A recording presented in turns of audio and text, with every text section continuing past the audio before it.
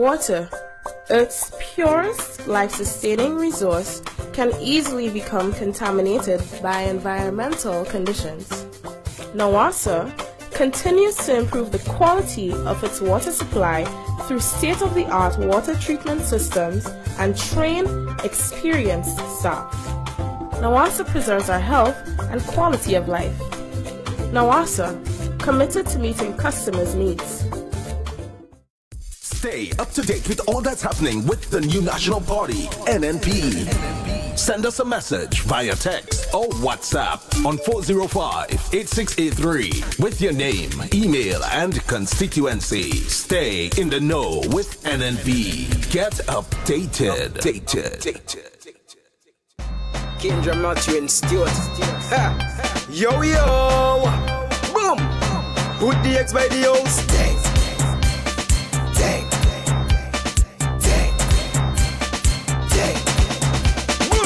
When Kendra touch down, and the sea Sheldon. Look, Kendra just touch down, and Tevin event out. When Kendra touch down, and the sea Sheldon. When Kendra touch down with experience, he won't place turn up. Kendra is a caring person, she heading for victory. Always lending out, she support, that boy now in history. Very friendly and outgoing, enhancing quality. Very fit and competent, serving all of the citizens. I never see blood, so Kendra make it 15 now. Caring for the citizens, that is how the thing go. Strong and confident, proper strategy and good investment. Young, vibrant and positive, Kendra, all the goals you must achieve. One by one just fall in line. Come, let's live a happy life. Nobody don't have to fight, cause we come here to unite. You for them knows only talk, but Kendra know they in that. All of them getting shaky, Kendra you moving forward. When Kendra touch down, and the sea Sheldon. Look, Kendra just touch down, and Tevin event out. When Kendra touch down, and the sea Sheldon. When Kendra touch down with experience, he won't place turn up. Kendra is a caring person, she heading for victory. Always lending out, she support, that boy now in history. Very friendly and outgoing, enhancing quality. Very fit and competent, serving all of the citizens.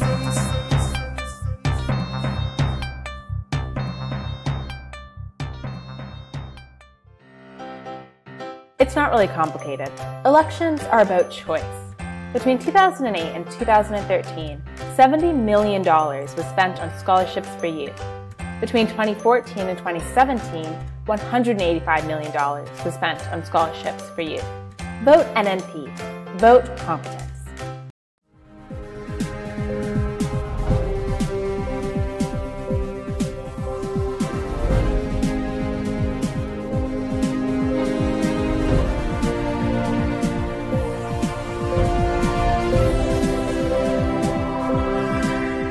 Fiscal Responsibility Oversight Committee to meet with the media next week.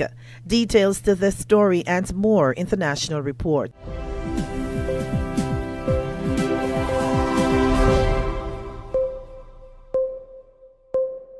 Welcome back with the National Report. I am Wendy Edmond. Members of the Fiscal Responsibility Oversight Committee will engage the media next week as they seek to create greater public awareness about their roles and responsibilities and discuss the contents of the committee's 2016 report. The Fiscal Responsibility Oversight Committee was created by the Fiscal Responsibility Act, introduced by government in 2015. The committee is responsible under the Act for monitoring compliance with the fiscal rules and targets and reporting to the House of Representatives annually on the status of implementation of the Act. It is also designed to establish a transparent and accountable rule-based fiscal responsibility framework in Grenada to guide and anchor fiscal policy during the budget process and to ensure that government finances are sustainable over the short, medium, and long term. The FROC comprises 5 persons, 4 of whom were nominated by the Committee of Privileges of Parliament in consultation with the Director of Audit and appointed by the Governor-General on 23rd August 2017. The 5th member, a person with expertise in economics, was appointed by the Governor-General on the advice of the Governor of the Eastern Caribbean Central Bank. Accountant and economist Mr. Richard Duncan is the chairperson of the committee. The committee will meet with the media next week, Wednesday, January 10th, from 10 a.m. at the ECCB agency office. Grenada is on schedule to meet the first shipment deadline of butternut squash to the United States at the end of February. The Grenada Butternut Squash Export Program, which was launched late last year, is projected to pump millions into Grenada's economy with expected benefits for farmers and the Marketing and National Importing Board. One 20-foot container consisting of 20,000 pounds of squash is expected to be shipped on a fortnightly basis. MNIB's Business Development Manager Roderick Sinclair says preliminary assessments indicate close to 100,000 pounds will be produced by February. Based on what we will see putting down between now and early January, we should be seeing in the region of, say, over 100,000, 150,000 pounds is expected production, good quality. Our job now is to ensure that we work with the farmers to really make that become a reality so that, you know, farmers could make good money, the country could make good money, and of course the marketing board could make good money. So this is very important for us. This next couple of months is critical for us in terms of making sure the farmers can get a yield and they can have the confidence. 60 farmers with more than 60 acres of allotted lands have already signed on to the program and are excited about producing on such large scales. We targeted that we would start planting from early December, which we have been on schedule, and at the end of December we would have planted just over 11 acres. And as of speaking now, the first week into the second week of January 2018, we already have another 7 acres that are basically start distributing, and some in seedlings will be distributed by next week. So we see another 7 acres. So far we would be just about 18 acres would have been planted between December and now. So in terms of that and the uptick, we feel very good about that. We have so far just about 30 farmers, so 50% of the farmers would have already planted. Some of them would continue to plant because they have more lands to clear. And then there are other farmers who would have said, okay, come January after the holidays, we are going to get more. So during this week, we are mobilizing to get those persons ready for what we refer to the next wave.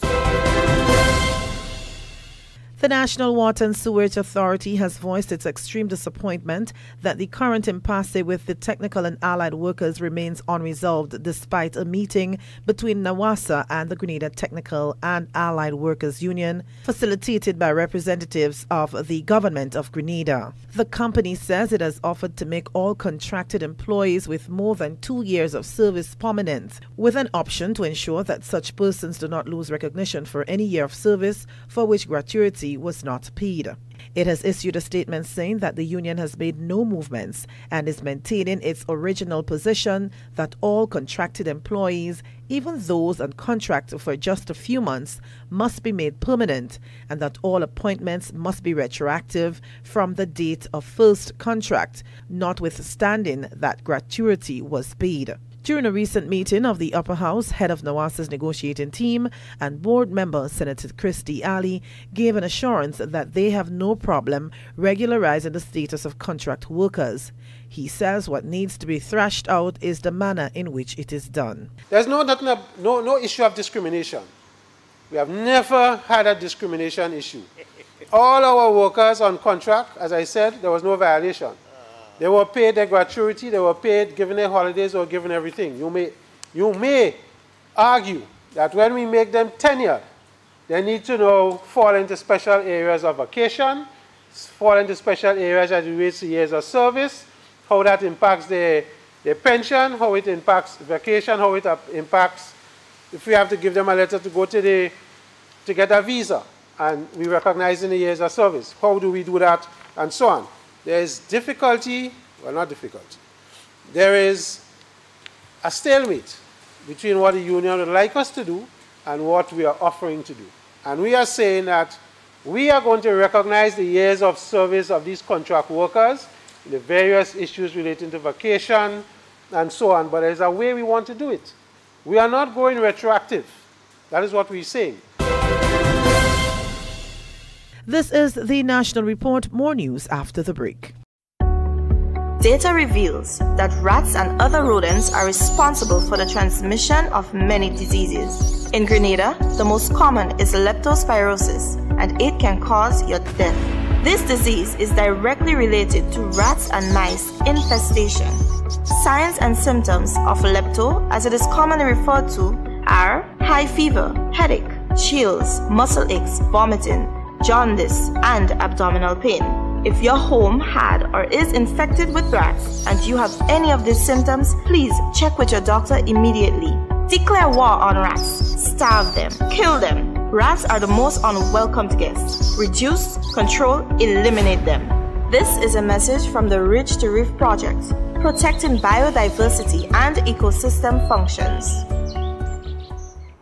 It will not be business as usual for the GCNA in 2018. Chairman Leo Cato says while there will still be focus on the European market, the association will be shifting its attention to other markets to generate greater profits. So 2018 would be a very important one for us. There would be a heavy marketing trust. And while traditionally we sold a lot of our nutmegs to Europe, 2018 would see a gradual shift away from the European market. We are going to be selling there, but the GCNA is in the business of making profits.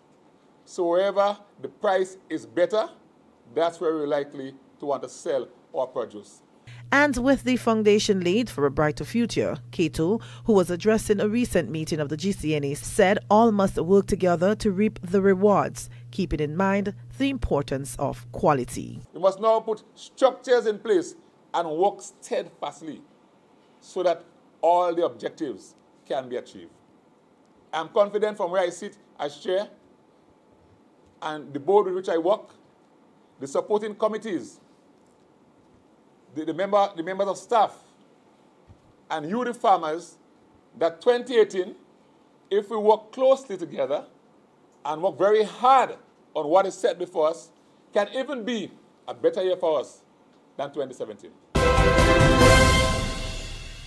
An overwhelming show of support for Carnival on the Sister Isle. Organizers are pleased with the cooperation being received from stakeholders and major players for the February 9th to 13th celebrations.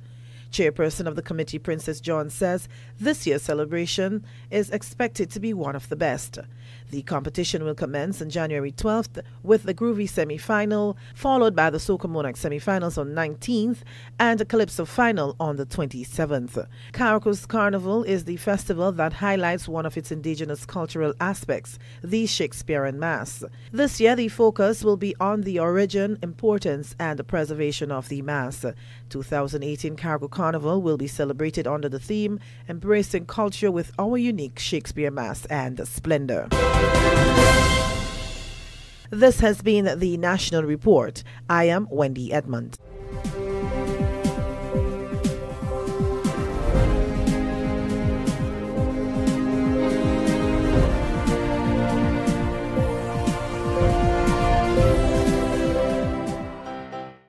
It's not really complicated. Elections are about choice. Between 2008 and 2013, $70 million was spent on scholarships for youth. Between 2014 and 2017, $185 million was spent on scholarships for youth. Vote NNP. Vote competence. Building a stronger economy means all Grenadian workers benefit, those who work in the public service and those who work elsewhere. Now that the period of shared sacrifices is over, the benefits must be shared among every Grenadian. More money for house repair, more money to improve healthcare, more money for training, more money for education, and yes, more money for public servants. $55 million in various payments. We are the Grenadian family looking out for each other. And even as we fight for ourselves and our families, we always remember our neighbors. We forge ahead together. We've got to come together, learn to love your brother, love your brother.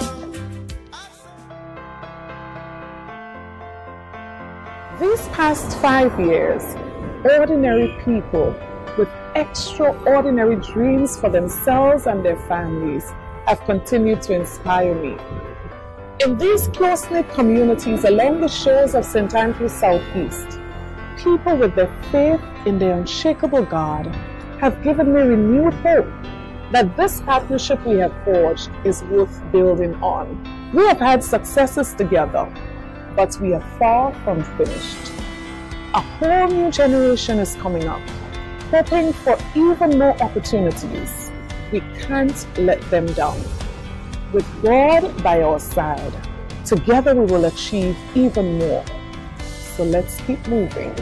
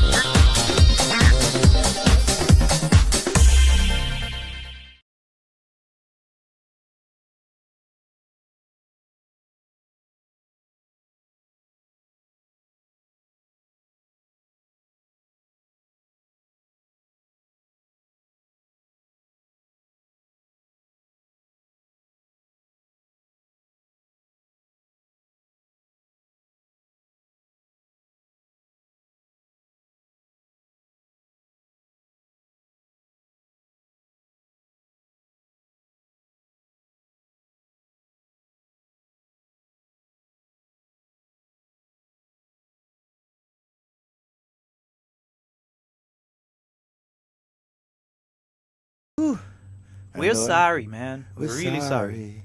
Mr. Watts, please tell me that you're not out in that today. You had to be home. Sorry. I ain't feel you. Well, it's all that we can say. In your particular line of work, no matter what type of weather and so on, we know you just had to be out to work. But what's really and truly, man? You ain't out in that one. New York, London, Toronto, Montreal. Sorry.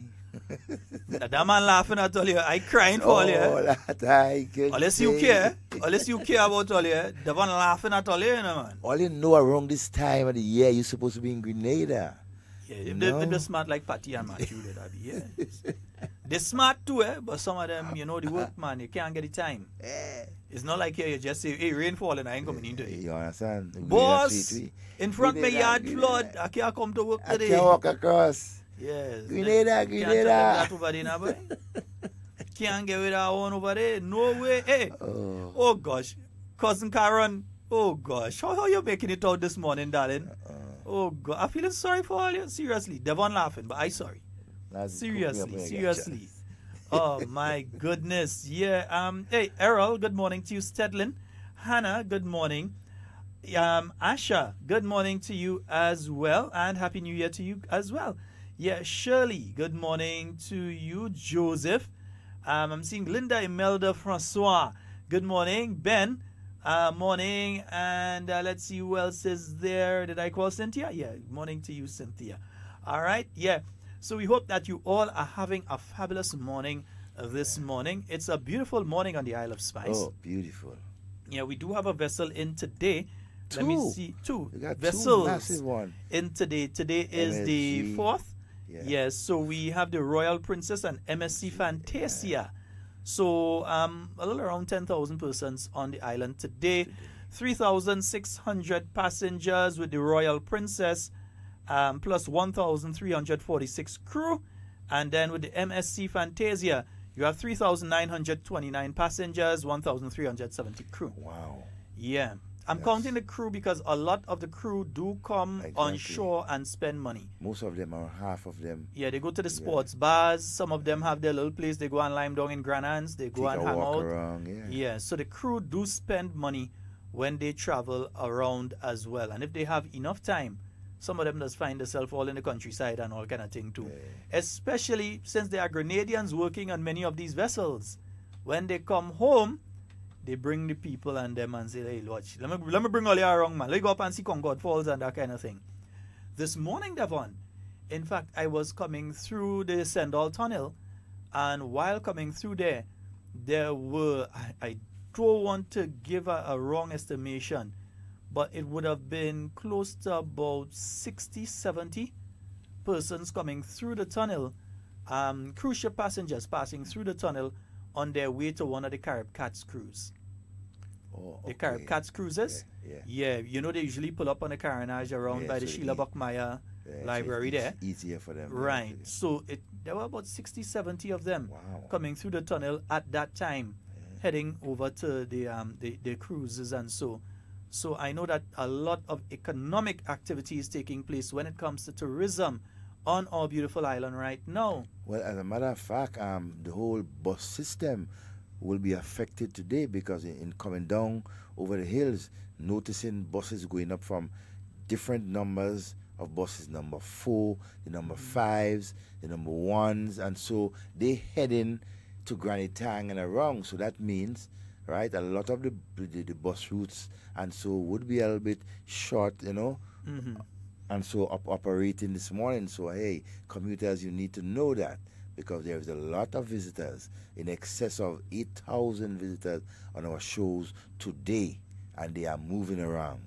Yeah, and we have some other big cruise days coming. I know next week, Monday, is a big day. That's when you have the Costa Magica as well as the Thompson celebration. So next week, Monday, along with the Royal Clipper. So that's going to be another big day next week, Tuesday. Yeah, 3,009. Well, just a little over 4,000, 5,000 visitors next week, Tuesday. That's with the MSC Divina. So yeah, quite a few big days coming up for the cruise ships here in Grenada. We're seeing increased cruise ship visitors, so increased visitors to the Isle of Spice via the cruise ships. I'm sure we're heading to a record year right now. Yeah, it's been, if you check for the last week or so, right, you've been having every other day 2, 3, 4 ships within the harbor. Yeah. I mean, and it's let's say a special good morning then to all of the taxi drivers, especially those down there on the cruise ship terminal itself. You know, they had a little place there. Yeah. Yeah. Hey, Terry. I call him Terry Regis. You know I like trouble. Terry Regis. Morning, boy. Morning, Terry. Yeah, man. So you only find out interfering with Terry. Only don't get in between me and Terry business. Don't get in between me and Terry Regis business. Leave Terry alone. Right. Just stay out of me and Terry Regis business. Right. Yeah. So morning, Terry. All right. Morning to the person who is the overall, oh boy, Bumpy Corner. Yeah, morning Bumpy Corner. All right. The name just slipping me right now. Look at, oh God, man, my good friend there from Monkpala. Somebody go message us, man. Mr. President for life. Yeah. Yeah, that's Fimba's brother. Oh God, not Fimba, no. Yeah. Anyhow, but you know what, Bumpy Corner, Miss Callies, good morning. Yeah, man. That's my family too, you know. OG, good morning, bruh. Hey, and good morning to you, Senator Winston Garraway. Hope that you're having a fabulous morning this morning. Lucky you in Grenada and you ain't get sent in New York, yeah, man. Hey, girls, if they send you in New York now, poor you. Oh, gosh. Yes, indeed. Yeah, so we're seeing that. So we know that on the beaches, I realize that the beach vendors, they've been doing pretty okay. Oh, yeah. And one of the things that the tourists often mention in relation to Grenada as a destination, our vendors that we have on the beach, they are very pleasant to deal with. That they offer an item very politely, and after they offer that item very politely, if you decline, they don't go behind you and say, well, buy it, and check you back about 3 or 4 times. That our beach vendors are very polite, and all of that adds up to why Grenada is so highly rated as a destination. It's something I want to congratulate the beach vendors and the vendors in general that we have on the island and ask them to continue operating in the manner that they have been operating. We're never perfect. There's always room for improvement, but don't go below the standard that you're at right now. Go above. I think also too the Tourism Authority and the Ministry of Tourism has to be complimented for the different engagement with the vendors in terms of the training and so with them on an annual basis, and so you know, you get them prepared, right? And so the PR, the whole the relationship, the customer relationship, and so between the visitor and you, and even the Grenadians who visit the beaches and so, because most of the time we think that the vendors there is only for the visitors from outside. No, when we take our families to the beach and so, we engage them, we buy from them. You know, so talk for yourself. I ain't paying nobody no $5 for a coconut again. That ain't happening. Well, hey, and you got choices. You see, that's a good thing. You got a choice. Yeah, but that was it. Talk for yourself. Not me play $5 for a coconut again. Me. You got a choice, you know, but in Grenada? Yeah, but generally that relationship between the vendors and the visitors and so has been over the years been uplifted and so, you know, using the different the skills and so given and taught by the Board of Tourism Authority and the Ministry of Tourism.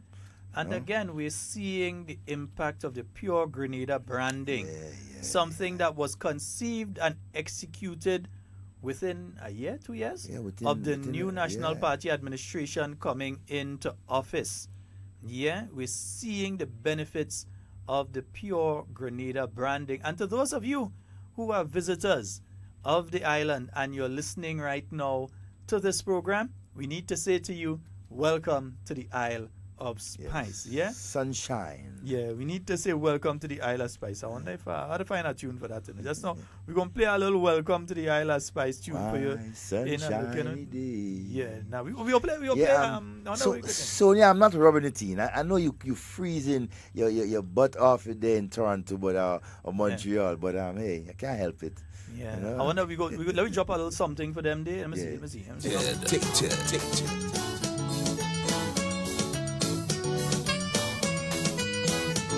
Yeah, those taxi men, just raise your volume a bit for them, yeah? Yeah, just Island of Spice has everything in it that's nice. And when you think of beauty spots, Grenada really has a lot. You can visit the Grandans, have bidding picnics and romance. You can relax on the sand and get a beautiful suntan.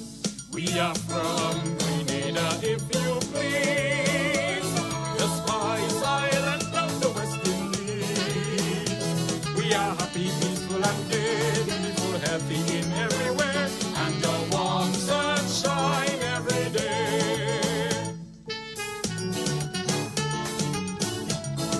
Yeah, you have visited paradise without having to die, yeah? Without having to die. You can go and boast, hey, I've been to paradise and I didn't have to die. You've been to Grenada. Oh, you viewed everything. Yes, indeed. And to those of you out there, and so, but hey, we're not joking little words, you know. We're just trying to, get you to be here. Yeah, and we're coming up to our independence celebration as well. And, we don't only play these tunes when it's independence. Hard talk.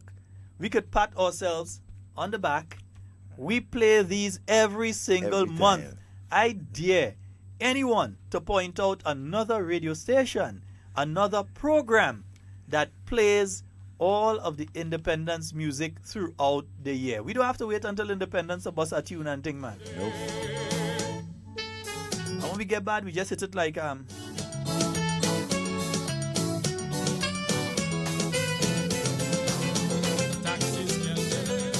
next month you're going to hear us at them start to play that for the first week of next month alone, yeah? We start already. In the Caribbean there's an island. We are always pleased. By nature's plan. It's so beautiful to see. Really? Spice Island of the West. Lovely. And in the West Indies I say Grenada please. Overwhelmingly glad we are to be of our country. Foreigners have recommended it highly. Hand in hand for a better land of people who can understand God's business right out of darkness. If we were playing these tunes every day or every week on various radio stations, our children would know how to sing them right now. Exactly. Right now, they could sing any pop tune out of North America. Some 4-year-olds could sing Cardi B. A lot of them don't know who Cardi B is. But yeah, some 4-year-olds could sing Cardi B. and Nicki Minaj, but they cannot sing these songs, innit? We don't teach Because them. it's what we filter into their brains.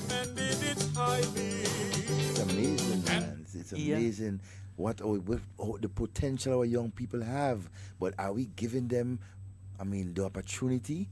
And let's say good morning to Dictator. Yeah, Dictator, big up. Good morning, Dictator.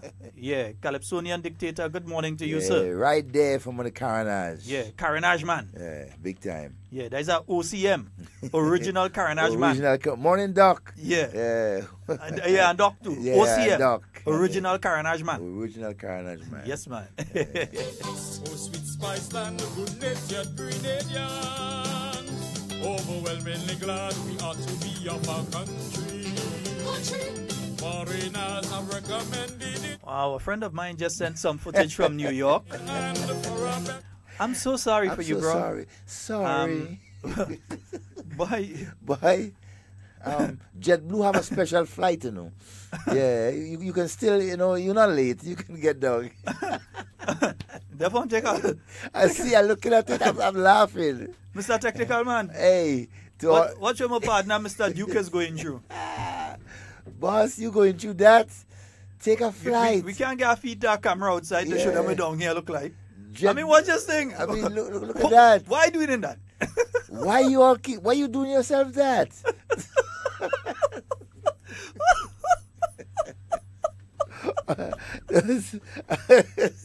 No.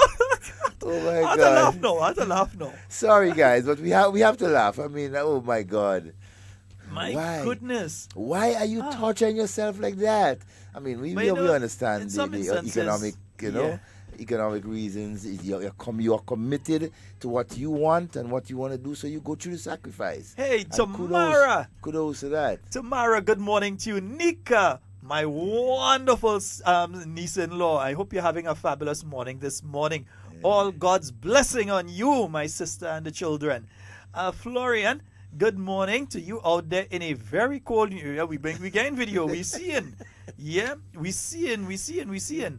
Sonia, good morning. In Toronto, it's 11 minus. Yeah. Minus 11, man. Maxan, good morning to you out there on the beautiful sister isle of Pity Martini. Good morning to Mr. and Mrs. St. Ignac. Ignac, I'm saying it correctly, right? Ignac, right? Yes. Good morning to both of you. Asha Joseph, good morning. Sonia, Sonia says minus 11 in Toronto. It's minus 11. Sonia, I think you now start accounting. Because I hear some minus in the 20s in certain places. That's not good. In fact, it's being said that some places on the eastern coast of the U.S. are actually colder than the North Pole right now. Very cold. It's that bad. So, folks, remember, this is what these individuals in North America have to go through. Yeah. So when they send the sneakers for you and it's not the exact one that you want, don't force. Because my friend is showing me, has sent this video to me, because he's actually out to work in that weather right now. So when he come back and he relaxing and he go to a bar and he buy one beer for you, don't expect him to buy 20 now. Oh gosh. If he come back and he bring a little token gift for you, take it and be thankful, because believe me, this is what they had to go through. Appreciation. Yeah, and it's not like you could take the day off and say, well, it's snowing, I'm not coming to work. No. Whether you work with the MTA, whether you work on the airport, wherever you work, well, the airport is kind of no flights in and out, but according to the role you carry out, you still have to be on duty. If you're one of the people for de-icing the planes, and so after this, you gotta be on duty. All the security people, you got to be on duty. So according to the job that they're carrying out there, they still have to be around. Yeah. Listen to that, man. Senator Gawi. Yes, the reminder of the of independence and the school, but you must talk about treats. Oh my God! You remember that, Senator Gawi? Now let me game one. This is one that you would have the boys' choirs singing. Yes. Upon the Carib Sea, this song I give to thee, and every morning as I wake, this measure new I make. Grenada, Grenada.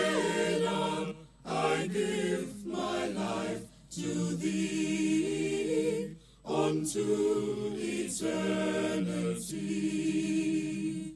God bless thee from above, my land, my home, my love. Thy sons who dwell beyond the seas will love and cherish thee.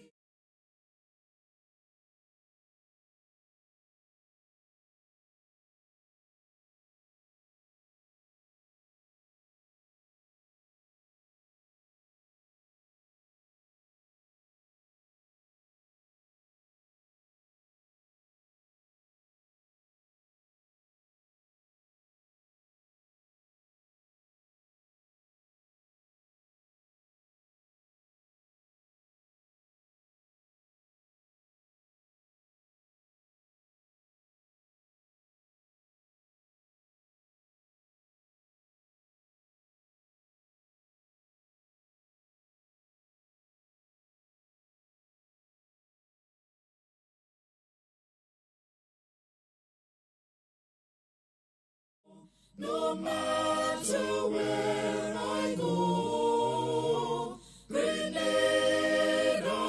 Grenada, I give my life to thee unto eternity. God bless thee from above, my land, my home, my love. We'll conquer want and poverty, we'll keep thee ever free, and dwell in peace and harmony, and in prosperity. Grenada, Grenada, I give my life to thee unto eternity. God bless thee from above, my land, my home, my love. Yes, indeed. Hey, and we've been joined in studio. Yeah, we've been joined in studio by Hard Talk Man. Yeah, we've been joined by Hard Talk Man. Not former, you know. Hard Talk Man. You don't know such thing as former. Yeah, no former. You don't know former. Yeah. We might have a farmer too. We are farmers, but we are no farmer. And we may have a bishop. Yeah. In studio. We have a bishop. But he's hard talk. And we are two king. Yes. Good morning, Mr. Ian Edwards. Good morning to you, Sheldon. Good morning to you, Devon. And good morning to listeners of Hard Talk. All right. morning, Absolutely wonderful to have you in studio with us this morning, sir. It's a pleasure to be here. All right, man. Once again. But I hear all kind of things. Wait, hold on. Before I go ahead, Neil Lessie out there in New York, I feel your pain, brother. I feel your pain. Because when I see a photo like that, I mean, look at what this guy had to go to work in, and he had to reach on time, eh? I don't know how he's seen outside that because it's ice on the windscreen. So I don't know how he's seen outside that. So, but he has to reach to work on time this morning. Regardless of that, he has to reach to work on time. And I mean, Ian, what you kind of thing, man, had to go to work in this morning? I mean, what's that? In London, it's raining. Oh, you can expect a human being to have to go to work in this kind of thing. I mean, where's this? Where's that? Where's that? What's this thing? I mean, come on, man. And then I go to work in that? And you had to reach on time, man. Yep. You had to reach on time. I mean, what's this kind of thing? Yes, man. But you're passing through today? Yeah, just passing through a little bit. Yeah, man. Hey, but since you're passing through, we do have an announcement to make before we go any further. Let's announce the first one.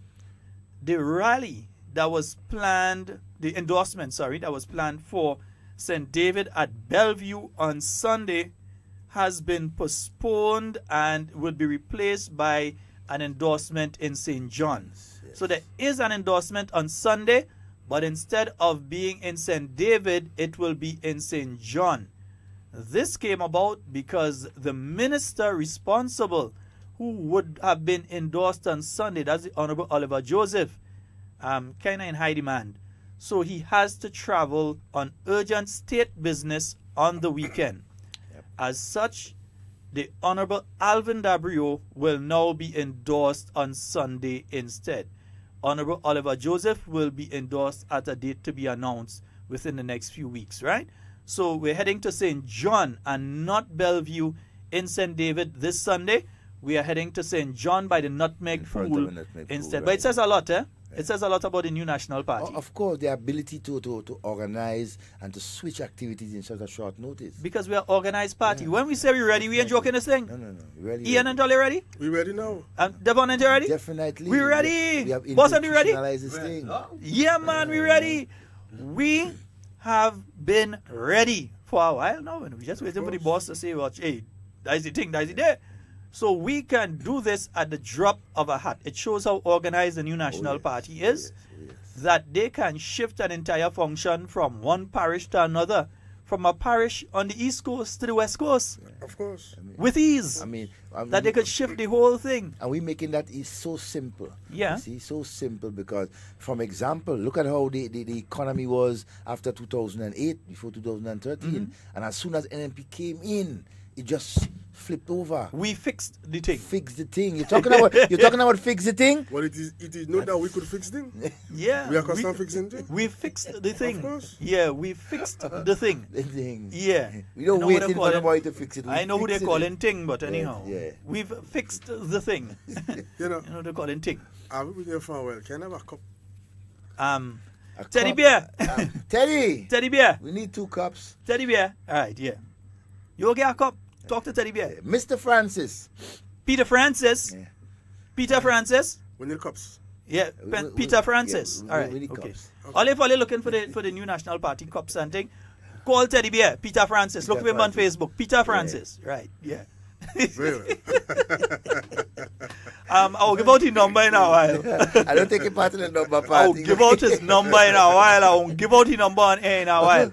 Call Peter Francis, otherwise known as Teddy Bear. All right. But Ian, you know another thing it says? It says that the new national party puts country above party at all times. Which is important.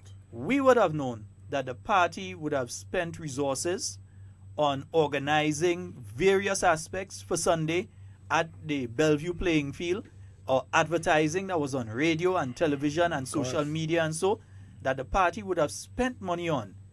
And all the party could have said is, listen, well, forget the country business. We had the party business to do, and say we go in with St. David. The party could have done that, innit? Yep. Definitely. Yeah, it could have just simply say, listen, forget that. We go in with St. David and go ahead with it, but the party didn't. Nope. This is a party that cares about the country.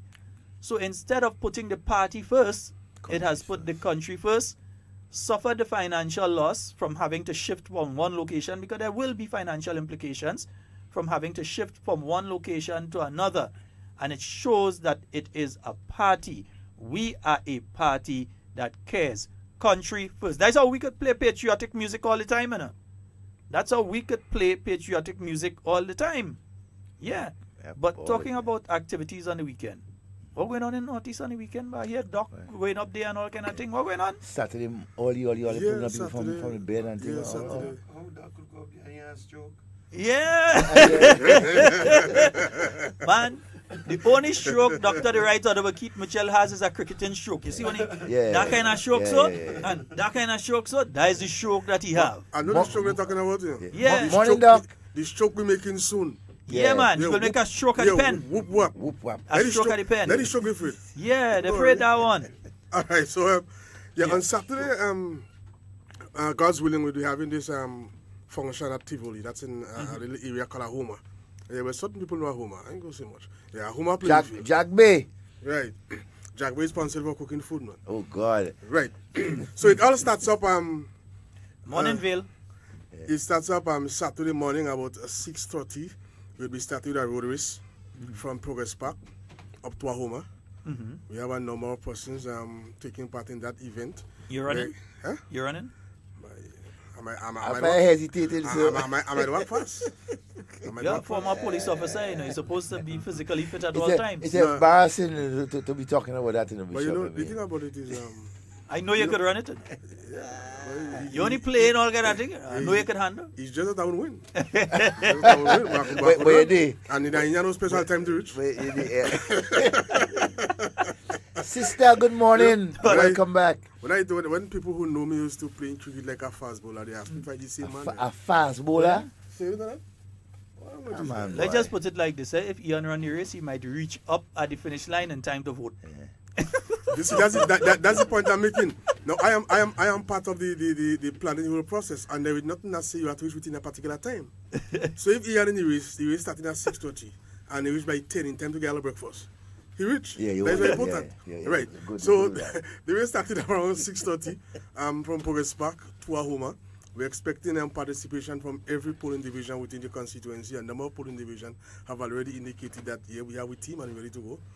So once the race is up there, the persons on the road be asked to come out, look at the race and so on. We get up to Ahoma. Then we have a little break, the athletes and so get a little refreshment, to get them a little breakfast and so on. Then we're going to take a little break. Maybe about 10 o'clock, we're going to start a windball competition. It will be a 10-over-side competition, hopefully. So far, we have already 10 teams indicated that they are willing to participate in that competition. So we're having a windball, as I said, 10-a-side competition. And again, it's a constituency thing. We'll be zoning, hopefully we'll zone it in 2 zones, Zone A and Zone B. So the winner of both zones will play a final. And that might be around 2 o'clock. We take a little break again. We get some food. Take some refreshment. You realize Ian like the part of the food, eh? Yeah, the food thing. Yeah. That's my favorite thing. Only cricketer play no favorite match.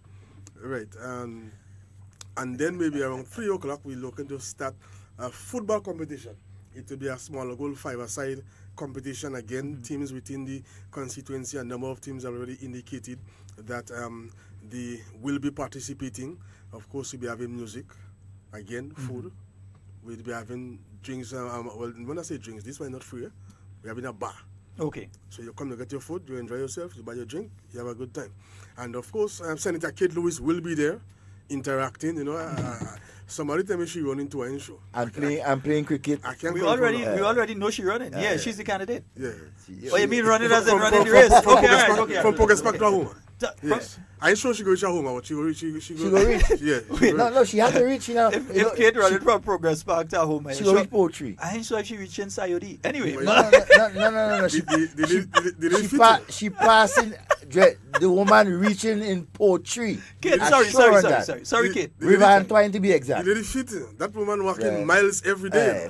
Sorry, Kate. From Progress Park to even River Sally and all. Right, play with that. Right. So that and of course in the evening time they'll be having award ceremony, because of course there and then giving them the prizes will be given out, monetary prizes and so on for the different categories of races and of course the football and cricket and so on. And we are expecting as well, Dr. Mitchell will be making a brief fast because he have other engagements. We're also expecting Senator Peter David will be making a brief pass. Of course, that's his girl. He love yes, that yes, and of course a number of other persons will be there to interact and so on. And hopefully, I'm expecting to see Sheldon Scott and Devon Romain. Hoping to see them there as well. And if you want to run, yes, you can come and participate. You can come and participate. If you guys participating, I'm sure I have somebody to beat, so I'll run. And to the callers that are calling, we're going to take your calls in a short while. Just a minute. So basically, we have a packed event for the day. We expect persons. Of course, the mobilization have been done through the constituency. And of course, I want to use this opportunity here to thank the persons of the management team, for organizing. And it didn't take plenty planning. When I say plenty, it wasn't organized long. But we just decided we had to do something. We decided we're coming up with that, and it was just about 2 weeks. Yeah, but when you have people like you and Chess and Stallion and these kind of fellas around, I mean, things must work. It's working. In fact, we're like you always say, we're taking night and make day to ensure that it happens. They're not old people, elder. Well, I agree. Yeah, elders. I agree. Elders. Who old? Huh? Because if you call a 70-something year old person old, we're going to call the lady in Karakuza 116. Senior citizen. No argument, Lee. I agree. So we expect persons, and in fact, there are 2 cricket teams who indicated that they're going to have 1 or 2 female on the team as well. So adds more to the excitement. So it's going to be a very packed. We urge persons to come out and of course support. All right. Indeed, folks, here we have Brother Ian Edwards in studio with us and another gentleman that hide in the background there, but he did too. All right. So, hey, let's say good morning to you, Brittany. Hey, it was nice talking to you yesterday. All right. So, good morning to you, Brittany. Ibrahim, good morning to you. Kathleen. Hey, Miss Kathleen, good morning down there in Marabella. Leslie. Hope that you're having a wonderful morning this morning. Leslie, good morning. Good morning to you, boss. Yeah, Betty. Morning, Betty. Ayadel, good morning to you as well. And hey, Rufus down there on the Karani James Boulevard. Yes. We're saying a special, Rufus glorious Grenadian good morning to you. Wait, Leslie, know Jack Bay? Yeah, well, that's you know people, boy? Yeah. Jack Bay, and, oh Lord, I say, and good morning to you and welcome home. Vic. I really hope you're enjoying your holiday. Vic, good morning. All right, yeah. Hey, but outside of the activity taking place there, what's going on with the unions? Yeah. What kind of thing is that? Yeah, already. And why, you remember, listen, during the program last year, we said several times that the country was very quiet. But it was quiet at a point in time when we didn't have significant numbers of visitors. We have close to 10,000 people on island today, inclusive of the passengers and crew of the various ships, who represent many countries, who are going to be taking photographs of your island, the same one all of us going and put on the national colors and say we love for the 7th of February. That's the same place that we know is the most beautiful and the most peaceful. Yeah? And when we have 10,000 people here, so you have 10,000 mobile phones and devices taking photos and sending to 10,000 different Facebook pages, Instagram pages, Twitter pages, and so on, about our island, which has been rated as the 3rd best destination to visit for the year 2018, the first destination within the Caribbean to visit, while we are receiving all these accolades. Some people decide that's the time they want to protest and march through the town, to frighten them people back onto the boat. You see, that's why I always say, and we said it here before in this program, whatever part of it, we have no problem with unions seeking the right for the workers. They have to do that. That's the right. But you must be responsible, man. You must be responsible. That's irresponsible. You see, you cannot use a time like now, purposely done, to create such an atmosphere, you know. As Mr. Scott said, right now Grenada is at least the 3rd best Caribbean, not Caribbean, the best destination to visit in 2018. And here we have our people portraying this kind of attitude to the world. It is totally unacceptable as far as I am concerned. The thing is, no one is saying that a worker cannot withdraw their labor. Let's be very clear on that. No one is saying that a worker cannot withdraw their labor. No one is also saying that the employer cannot withdraw the salary for the worker for the time that they haven't worked. Yeah, because if you're on strike, you cannot be paid for the period of time when you're on strike, obviously, right? So all the workers at Nawasa who have been home for that period of time, they have no salary to get for that period of time, right? But to be chanting around and trying to frighten people with no electricity, no water, let's get it clear here. It would be illegal of any worker of Grenlec or Nawasa to tamper with the water system or electricity system during a strike. If you're striking, and it's simple common sense that the dumbest dummy in Dumbland could understand. So don't try and frighten people with that nonsense. One thing I like to be is real. We deal in fact here, not fiction and fantasy. Yeah? So trying to tell people no water, no light. If you're striking, you're striking. Certain services will not be available. It means, therefore, you have withdrawn your labor. If you're working at Nawasa, you have withdrawn your labor. Therefore, you have no right to be touching anything belonging to the company. At all. So you can't go and turn off no mains. You cannot go and interfere with no dams. In other words, the water supply will continue. The only problem will be if there is a rupture on a line at a particular juncture and it is not be repaired, that the water in that area could be down for a period of time because there's nobody to repair it. But don't try to frighten the Grenadian people. And don't try to frighten the visitors to the country. No, I'm a realist. I'm with you all, you know. I'm with you all, yeah? But I think that reason has to play a part in the entire discussion. You can't try to frighten the Grenadian people. In fact, if that happens, you could be charged for tampering. they could be arrested. They could be arrested and charged for tampering. If you have withdrawn your labor from Grenlec, you can't go and interfere with any of Grenlec vehicles or equipment or anything. So you can't tell people no electricity. Where you going to turn off the electricity? You can't because you withdraw your labor. So don't try. Who are you trying to fool? Me? Come on, man. Get real.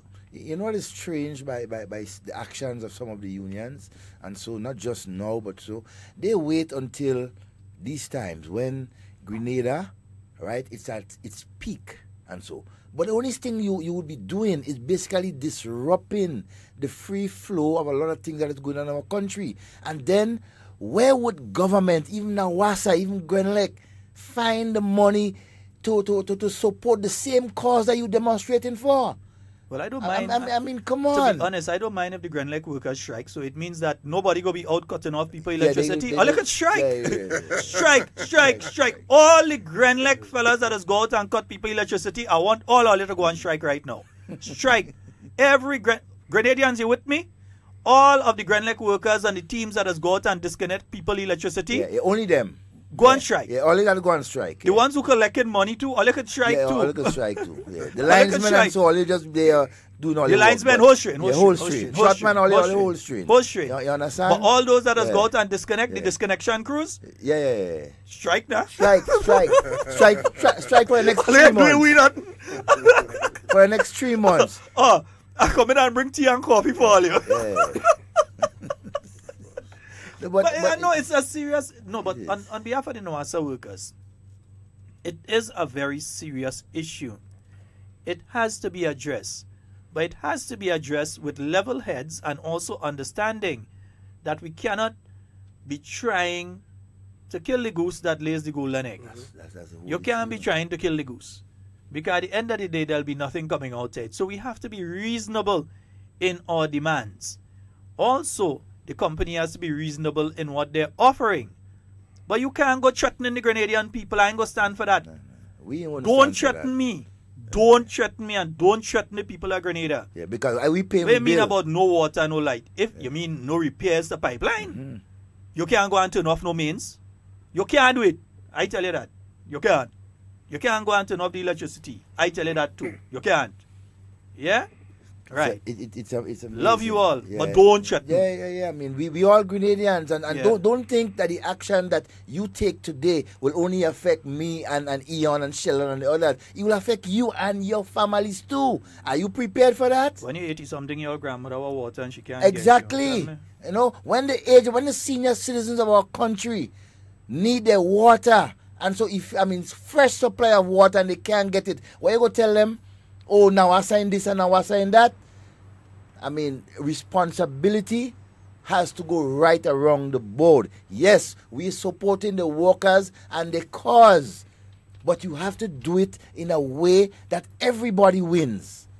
Not you lose and I win, or you win and I lose. No. We have a country to build. Most importantly. I'm hearing now they're trying to drag in SU workers and this workers and that workers and all sorts of people. Port authority workers. And this one and that one in the entire thing. When your economy is improving, you're trying the best to pull it down. In other words, because some people want to play politics with these particular issues because they see this as the best time to play politics. Yeah, you strike at which time you feel is the best. But you also have to have your country's interests. And that deal goes back into the discussion we've been having since earlier. I'm passing through the tunnel. I'm seeing 60, 70 tourists, people who are non-Grenadians, who could have gone to any part in the world. They could have gone to any part in the world. They could have stayed in their own countries, and I'm sure that there are tourist spots in their own countries they could have gone to. In North America, they could have gone to any of those tourist spots, one part of North America to the other. Yeah, they could have gone down to Florida. They could have left the U.S. and gone to Hawaii, which is a part of the U.S. They could have gone to the U.S. Virgin Islands, which kind of get mashed up with the hurricanes, but it's still a place to go there. They could have stayed in the U.K. and gone to the Isle of Wight or one of these places, and so they could have stayed in Germany and gone to Bavaria or wherever. But they decided that they're coming to Grenada. So imagine if instead of me coming through the tunnel, blasting Barry Salmon, they were coming through the tunnel, seeing 100 workers chanting, no water, no light. Lock the country down. Immediately, these people that go back on the boat. Of course. And you, the vendors who are on the beach right now that we were talking about earlier, you, the bus drivers who are waiting to pick them up and drop them off or bring them on the island tour, you all who have the bank to pay at the end of January would have been the ones to feel the pressure. That's who would have feel the pressure. Yeah? And then I'm hearing a certain political organization trying to encourage the busmen to strike. That's what they're doing, no? A certain political organization holding meetings with busmen and trying to encourage them to strike and shut the country down. You see, because that is what they all about. But you think I didn't know? They all about causing disruption, causing chaos, right? Because they think that will bring them into power. But you guys are making a mistake, right? The Grenadian people will never allow elements like you guys to disrupt the free flow of the bus system, right? And the tourist industry, and that's no. Listen, the Grenadian people will not. Grenadians are reasonable people. Grenadians will support your cause, but don't threaten us. Don't do that, you, Andre Lewis. Don't threaten us, boy. That is not a good thing. Don't threaten us. That is not a good thing. You cannot Don't come and tell us that. about no water, no light. You can't touch the company equipment if you're not working there. If you have withdrawn your labor, you can't touch it. Peter. Right. Peter, don't worry. Comrade. All you have to do, deliver. No, I'm Peter Francis. Just deliver, and we will ensure that the persons get it. Oh, that Peter Francis. That Peter Francis. Yeah, but Sheldon, I mean, with all, because I think every Grenadian would like to see the workers at Nawassa receive permanent employment, regularized. But it cannot be done in a way that damages the company to a point that the company becomes insolvent, the company is unable to operate at the level that it's operating now or above the level that it's operating now. It cannot be done in that way. It has to be done in a reasonable manner that would benefit the workers, but also continue the company that the workers are attached to. Yep. You can't do the thing in a helter-skelter kind of way. And you know what? What some of the message that is being sent across by the union, the representative, and so when it comes to the whole Nawassa issue, right? I mean, we just only hearing their side, right? Nawassa has been offering a lot. Yes, you can't get everything now. Yeah, they turn it down. Right, but they turn it down. They turn it down. I mean, outright turn it down. And they met with a government representative together with the Nawassa board and the unions to try to come to some conclusion. Look, we have to ensure as a people that order is maintained in our country. Yeah, let good reason prevail. Reasoning. We cannot go back to this helter-skelter and chaotic situation that we had in the past. No. We don't want to see, I mean, what happened in 2000 and, it was 9 or 10 when Senator Chester Humphrey was arrested. Mm-hmm. And so while carrying out, union activities and so. And always remember what happened to the CCC workers many years ago. Exactly. And don't let that happen to you. Right? Yeah. We need to negotiate. We have to be reasonable. Yeah, we need to. We have to be reasonable. I am as pro-labor as you could possibly find. I am pro-union and pro-labor as you could possibly find. But I'm more pro-Grenada than anything else. Of course. Before union, before party, I am Grenada.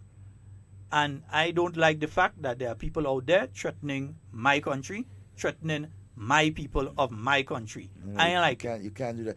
I ain't like it, and neither should any one of you tolerate it. In fact, I'll take our 2 calls now, man. Yeah, because you can take 2 calls now. And I see Peter Francis gave me talk there.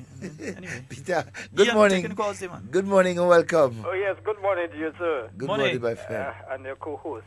Happy New Year. Same to you, my friend. Same to you. I wish you all prosperity throughout the year. Thank you. I'll tell you something. I listen to you all day, and just as you all kick some time, I kick on you all too. I'll tell you something. Let me start off by there. Nawassa was under problem a few years ago. The concrete and gravel were also under a lot of problem over the years.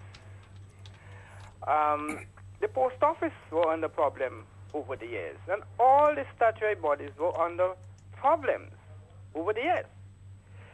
If Nawasa is stabilized now, it is because the management start thinking better. I remember some time ago, I had to give Nawasa some strategies to get them out of some serious problem. This they are using today. They are making millions. The problem we have on our hands, union represent workers, and workers are under problem. Before management, and that people doesn't understand management, when you become a manager, it is seemingly believed that you are the best person for the job, and therefore you have to regard it as such. So you have to think ahead of your workers all the time. You have to outfox them. And so before the problem comes, you have to see it. Before you sit down and you take a decision, you have to see the problem. But many times management fail.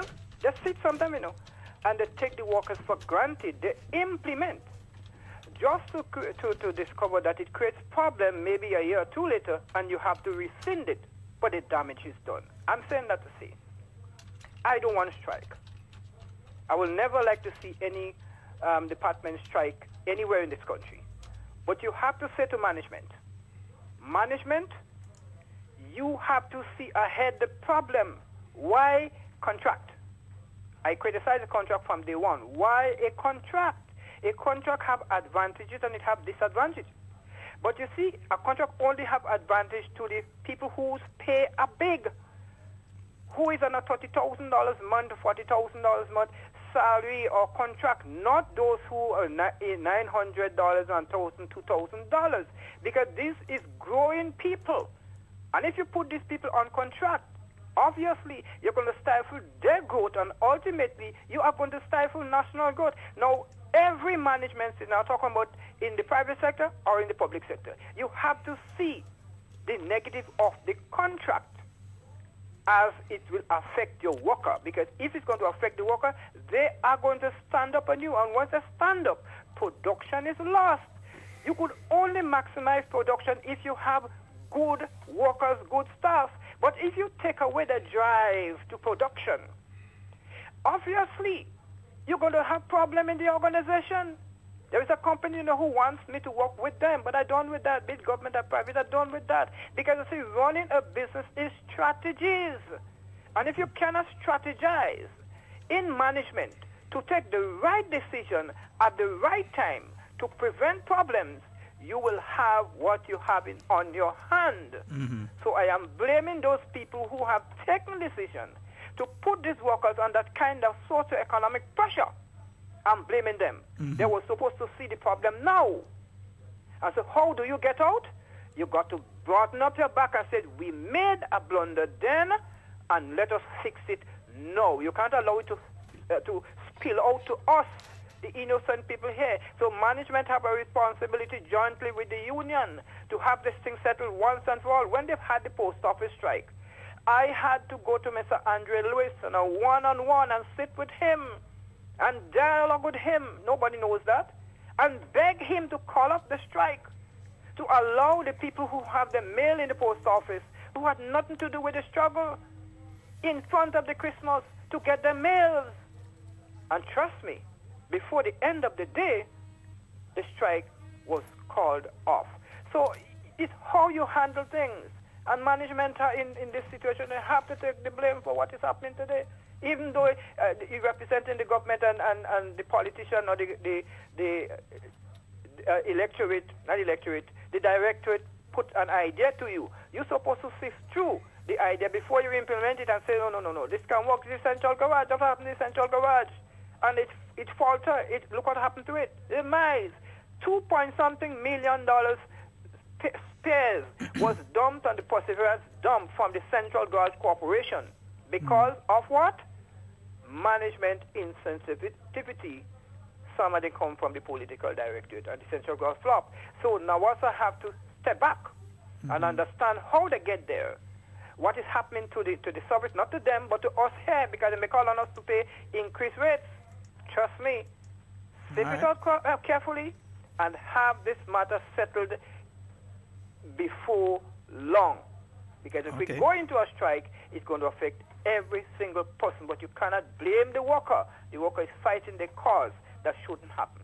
All right, my Have a brother. great day, sir. Thank you. Bye-bye. And no one is blaming the worker. We are saying that while we have rights, all rights come with responsibility. Of course. We have a right to speak. We have to be responsible when we speak what we say. Because if we say something that is not truthful, we can find ourselves in problems.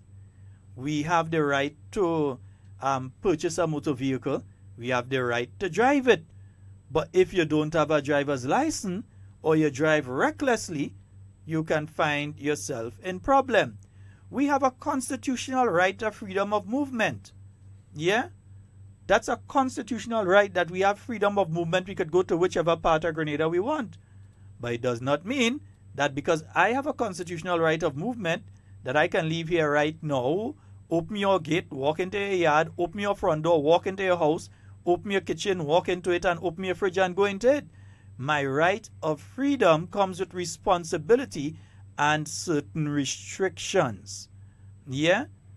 So our rights as workers, because I'm a worker too, ununionized, I need to get unionized. I think I'll check it out. But yeah, check it out. Yeah. I bet you I'll go by grind. Negotiate and okay. You go by PWU, you go by PWU. Yeah. But I think I'll go by Rachel. I'll go by Andrew. Yeah. Sister, Comrade Rachel, morning. Good yeah, morning. Comrade Sister Rachel. But you know, Sheldon, very interesting. I hear from Comrade Rachel for a while. She's a little bit silent. And when she's silent, it starts worrying me. Very, very. I mean, it's my good friend. You start worrying me. Let me leave Comrade Sister Rachel alone. Right, morning, brother guy. But you know, Sheldon, it is also the responsibility of the unions. They have to take responsibility for some of the things that is going on here right now, you know. Because, for example, and I know for a fact, because I was a member of the board of directors at Gravel and Concrete, the unions knowing, right, that workers being employed, that they're being employed on contract, right, but they are not insisting, right, and ensuring that, okay, if it is so bad and it's not in the best interest of workers, why don't you from the onset protest, right, to the employer and so on, say, look, this is not right, this is not thing. But instead, some of them waiting until the workers have been on contract for 1 year, 2 years, 3 years, and then boom, they come at the employer now and say, oh, they need to unionize. Because why? They need membership. But you see, in my view, actions like these, right, are not patriotic. To the contrary, because you're watching your country, all right, or a statutory body which is run by government anyways, you watching them, in your view, making a mistake, and you will not correct them. You will not tell them, look, this is the way to go, this is what must be done.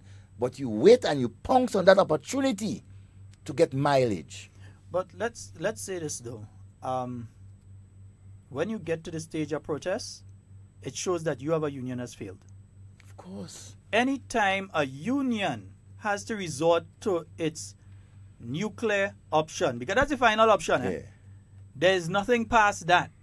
Yeah, you have negotiation, you have what they call it, mediation, you have all of that. And if a union does not come to an agreeable solution to an issue, and it reaches to its nuclear option, and the nuclear option is calling a combined strike, when it gets to that level, the union has failed. And especially when the employers, union has failed. And especially when the employers and them are willing to negotiate or continue to negotiate to reach a settlement, right? Once that window is open, as a union, you must capitalize on these opportunities. Remember, you're fighting for workers, right? The workers' right to you is first and foremost. So they give you the authority to negotiate, not to strike on their behalf always. And so sometimes I feel some of you running from doing your real work in negotiating and representing workers. It does mean that you have failed. It's like, okay, you talk to a child, you give a child different punishments and so, and you get to the stage where you have to apply corporal punishment to those who do apply corporal punishment. You've gone to your nuclear. Yeah, you find out who button bigger. You go on and you press your button. because there is nothing past that. Once you go to that stage, that's the end of it. That's the end of the line. And once you try to call in other unions into it, you've come to the end of the line. But as we said, tolerance. All Grenlec workers, the disconnection crew, disconnection crew and the collection crew. The people who working inside collecting the money on behalf of Grenlec, we, the Grenadian people, we are 100% behind you. You could strike. Disconnection and collection crew. Yeah. That's for you. And disconnection and collection crews for NOASA. We, the people of Grenada, 115% of us are behind you. You could strike. Yeah. The disconnection crew for NOASA. No disconnection. The disconnection crew for the collection crew for NOASA. Disconnection crew for Grenlec. Collection crew. Y'all could strike. We behind you. Give us a break. Oh God, we need a break. Understanding what is going on with the NOASA workers, it's not easy if you're on a contract and let's say you want to do some repairs on your home. So one, you approach the housing authority to tell you, well, we're on a contract, we can't work with you. You approach the credit union to tell you, well, you're on a contract, we can't work with you. You approach the bank to say, well, you're on a contract, we can't. So you understand that. And we want to see you out of that situation. By the same token, you can't try to threaten us to get you out of that situation. We, the Grenadian people, wouldn't stand for it. I know I wouldn't stand for it. I don't know who will stand for it. But nobody ain't going to threaten me. We want to see you better. We want to see better for you. We want to see this thing come to a proper solution where at the end of the day, the average NOASA worker, if they decide they want to get a vehicle, they could go and they could get a proper loan and get a vehicle. If they want to have a new house, they want to buy land, they want to repair the house that they have, even if they want to further not only their education, but their children or grandchildren's education, and they need to be able to secure a loan to do that, we would like to see a situation where they are able to do that. That is what everybody wants to see. Nobody wants to see bad for you. Nobody don't want you to stay on a contract. Nobody don't want you to stay indefinitely on a contract and be unable to move forward. Everybody wants to see you move forward. So you can't be threatening the people that looking out for you and the people that support you. You can't be threatening us. I mean, no water, no light. It's not a good thing. No, man. I don't like that one. We pass that dark stage. And I don't like the fact, I'm saying it straight, because Sheldon, I personally don't like. I know I'll get cussed. I know real people go throw word for me. I know they go do all program on me. I ain't care. I'm saying it as it is. I do not like the fact that it's being done at a point in time when you have 10,000 visitors on the island, 10,000 Facebook accounts. Each of those 10,000 could be possibly connected to at least another 5, at the most another 5,000. So multiply 10,000 by 5,000 each. Millions of people. Right? So each of those 10,000 connected to another 5,000. So when they post pictures of unrest here in Grenada, and it's being shared, realize what is taking place and how far-reaching that is going to be around the world. And that is what some individuals are attempting to do to our tourism product right now. And we say we love Grenada. That is my problem with the whole thing. You know? And it is not the first time we have seen that.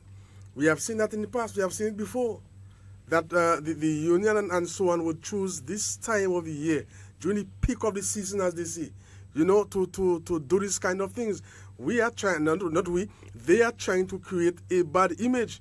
And then you hear we go on the television, Grenada, the land of spice. I love my country. So how could you love your country? When you, your country. Yeah, of course. How could you love your country when you're sending this kind of message to the outside world? You're sending this kind of message to donors outside there who are willing to help the country, and you send this kind of message. Yes, and I think we have a caller online. Let's go to the phone line. Good morning and welcome. Good morning. Good morning. Hi, morning. Yeah, what I want to say is that y'all are saying that contract workers, they want to be like the others. But my problem is nowadays everybody is going on contract. The cruise liners workers are going on contract. And I think that Andre Lewis is just a wannabe. I think he's a wannabe. He just wants to flex his muscles and show people that, oh, I am strong. He just wants to take the place of his leader. So that is what I think. That's how I feel. Okay, my dear. Thank you. Thanks for your contribution. Yes, indeed, that is the way things are going these days. But again, we understand what a lot of the workers are saying. But the thing is, I'm sure if you do an individual poll of the workers that are striking right now, you'd find a significant number of them that are not even clear on why they're striking. On why they're striking. Somebody say, okay, we off today, we off today. A significant number. And I'm not speaking here about the intellectual capacity of the workers. I'm speaking about if they truly understand what NOWASA has offered to them. I don't know if a forum has been set up where the union has been there and the company has been there in front of all the workers, and that the case of the union is put forward and the case of NOWASA has been put forward. Not just the union leadership come out and say, we ain't taking that. Or come out and say what they believe that NOWASA say. But that there's a forum, let's say you use the GBSS auditorium, you bring all the NOWASA workers inside there. Exactly, or the stadium. And the union on one side and NOWASA on the other side. And let the workers hear. Let the workers hear from the two sides, and then they take a vote at the end of it. Not just that one or two people representing the union go and sit down in a meeting with one or two people from NOWASA, who are the their company, own grievance, and they go and they talk, and then they come back out, and then they come and say we're striking. No, it cannot be like that. Candy, she's on the live there. She's saying, being on contract limits the financial possibilities for all Grenadians. This contracting is becoming ridiculous and it's ultimately preventing the growth of the nation. Yes, but it's according to the type of contract. There are persons who receive contracts with gratuity and so on. In other words, there are persons who have contracts that are actually better than persons working in a permanent service. I think one of the callers earlier mentioned that in some instances, according to the type of contract you have, it can be very beneficial to the person having the contract. And it also does not tie the person to a particular company or organization, so that person can do other work, other jobs outside of what they're doing. And you would find instances in many entities where you have people who are on contract but are making more than people who are permanently employed within the system. It does exist in many companies. You bring in a specialist with certain qualifications to do a particular job for a particular period of time with a gratuity and other benefits at the end of it. That person leaves with a lump sum of money, and the persons who are working permanent do not receive the same benefits. You know, it's sort of interesting, that in terms of the whole contract. I want to ask, Morning, Kimran. do we have a release whatsoever from NOWASA as to their position on the whole thing? I think the company needs to issue a release and say exactly what is their position, because this thing is beginning to there is a release. Send a release over to us so that we can read it I for want the to make general a comment. public. I don't want to make a comment without let's read it to the hearing what they general have to say. public so that everyone can know exactly. Mr. Technical Man said there is one, so he'll send it to us. I read a release from NOWASA. A recent one. Okay, so let's let's have you send it and, over to us, send it and we can read it exactly, and we will make much better comments or more informed comments and so concerning that. All right, because it's a very interesting thing that I want to say after I hear this thing. Does the union represent the contracted workers, or do they represent the permanent staff? They don't represent the contract workers because they are not unionized. So how can they call a solidarity strike for people that they don't represent? That they don't represent. Okay. I might have it wrong. But then knowing that, a question was being asked by Clev, right? Is the contract workers on strike? And if so, I don't think most of them are. I think the contract workers are actually not the non-contracted. Yeah, the permanent employees. No, the workers that are on contract, are they on strike? And if so, isn't that? I'm just asking, isn't that a violation of the contract? It's a big question. Okay, with all of this, I think what we want to know at the end of the day are several things. One, when we are improving our image internationally and regionally, especially when you're having all that positive news coming out, Grenada, out of 50 destinations, out of all the destinations, so every single village, street, everywhere on the planet Earth have been reviewed. They chose the top 50 that anybody on the planet Earth, and an alien if they're visiting, They chose 50 places and said, these are the top 50 that you should visit on the planet Earth. From the North Pole to the South Pole. Not on the moon, because it's saying on planet Earth. And if we call it the moon, we're still in the top 50. And out of the top 50, Grenada has placed third as the third best destination to visit on the planet. And with that kind of thing, you're going and do that kind of... I mean, come on, man. We have a caller. Good morning and welcome. Good morning. Good morning. Good morning. First, let me say to Ian that he has to go and run. He can't walk. He has to run. He has to bring down some of that belly there. I ain't taking part, nah. I hear you, bro. I hear you. And listen, this is my problem again. Now, let me first say, I'm Leslie Charles. Whatever I say, I'm responsible for what I say. I believe personally, Tau have a thing with Dr. Mitchell. That's one. If you go back to what Mr. Diali said in that last sitting, he said it's interesting that the unions is representing people that don't even pay union dues. Exactly. You understand? This thing is not just so. These people have a thing. They have to show the government in a bad light. And again, I'm warning Grenadians because I used to work with CCC. I know what go on firsthand, and I know what was the end result. So stop following the unions. I think with authority and stuff. So be very careful of that, you know. So that's my contribution today. All right, brother. Have a wonderful day. And before we go to Ian, we have another call. Good morning and welcome. Yes, quite fine, sir. Yeah, all you're doing a great job there. And this thing with this strike thing, this is more political with this union, and I hope they prepare for what they're getting on with. But do you like the fact that people telling you they'll cut off your water and you're like? More political because the election in the air, and they feel that's the only way they feel they could gain as a buck power in Grenada. It ain't gonna happen. All right. Okay, all right, my brother. Ian, you were going to make a point when the call came. One of my concern here is I would like to know how long NASA start contracting workers. Because it seems as though it start happening yesterday morning. Yeah, yesterday morning. To me, that's how it looks now. As though it started yesterday morning. What happened to the years? You know, what happened to the years it started happening?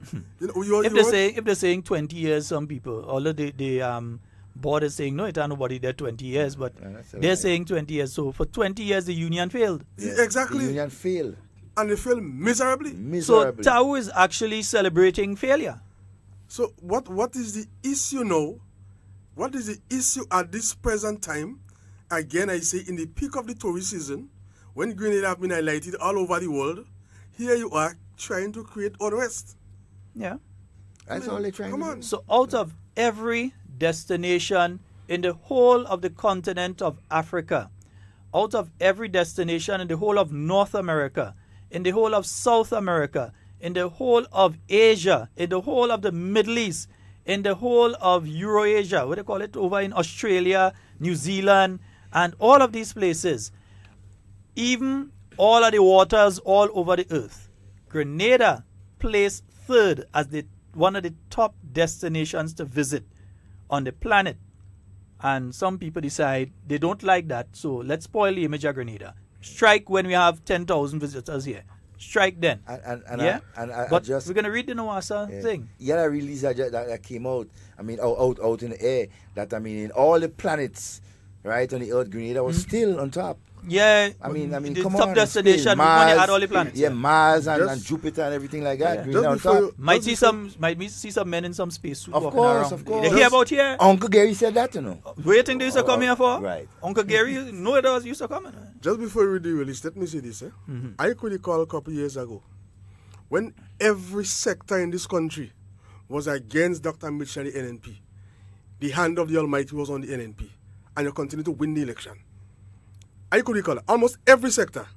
But I don't like no easy fight. But you see, the hand of God is on this country. So regardless to what one may try, there will be nothing greater than the Almighty. You could try, but when the Almighty say, my hand is there, so be it. Indeed. Let's take this call. Let me see. Good morning.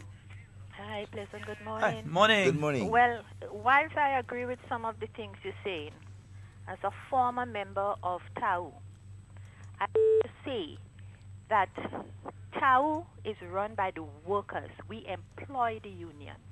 And many times the union, I don't know for this particular case, but many times unions may try to ask their workers not to strike, and they would still go ahead and strike.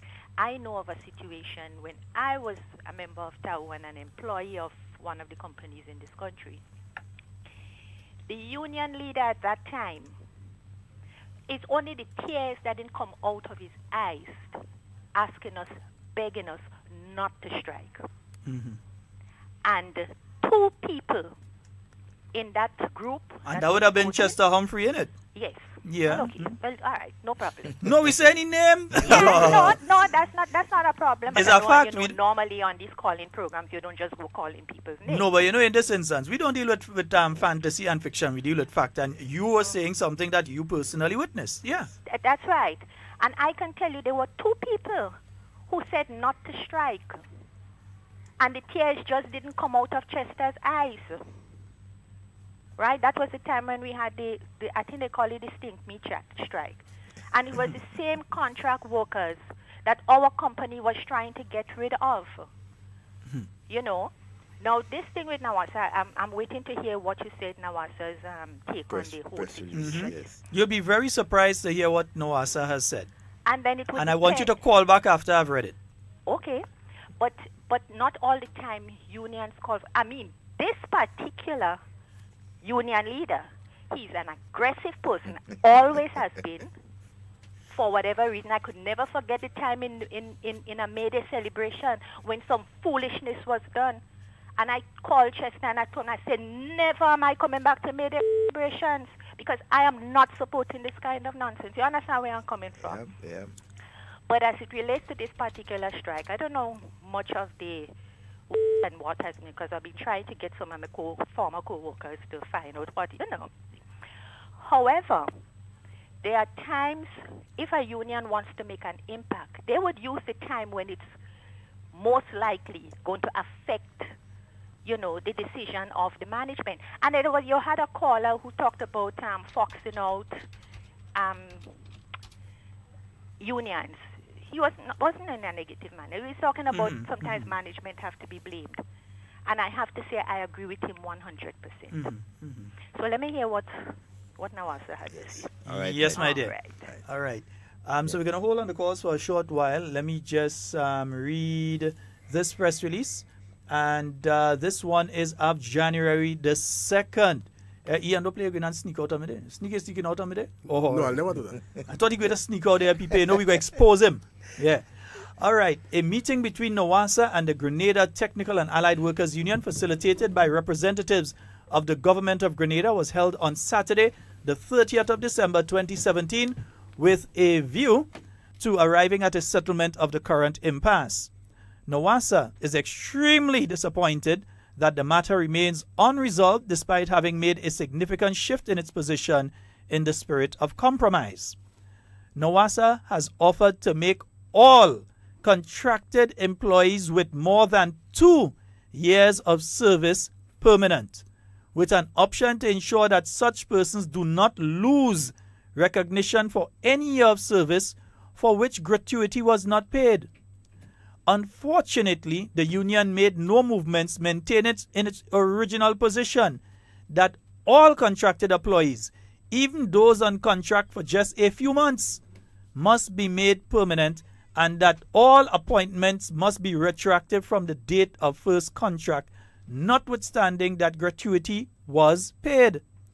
The authority continues to view all employees as an integral part of the organization. The board of directors and management team remain committed to the resolution of the outstanding matter and are prepared to have further discussions with the union. So in other words, NOWASA is saying, the man tell me he's sneaking out, he gone. Anyway, yeah. He going to come back? Yeah, all right, nice. NOWASA has said, okay, there are those people who are not who are contracted employees with NOWASA, they're on contract. NOWASA is saying everybody who is over 2 years on a contract we are willing to make them permanent. So all the people there, 2 years, 2 years plus, 3 years, all going up to 15, 20 years if they have that, we are willing to make all of them permanent. Pay the gratuity, make them permanent. And regularize the status and everything like that. NOASA is willing to do that. But the persons who have been there just a year, just a few weeks, just a few months on contract, they are not willing to offer them the same benefits as those who have been there an extended period of time. And I agree with that. Is NOASA wrong? Because the option would still be there after a period of time to regularize the other contracted workers. If I was the union and I was negotiating, all I would say is I accept on the condition that the persons who are now within the service of NOASA, who are not being made permanent because they do not meet the criteria of 2 years, are considered for regularization in 1 year from now. 1 year. Once they're still in contract. That's what I would do. Because you cannot treat a person who has been there just a few weeks the same way as a person who has been there 10 years. So I would simply say that the people who are there for a few months or who have been there for a year or less or under the 2 year period, that they, because especially those who have already made a year, that in 1 year, those individuals make that part of the agreement, that in 1 year, the union and NOASA would meet again, and that we would renegotiate the contracts of those persons to bring those persons in line with everybody else.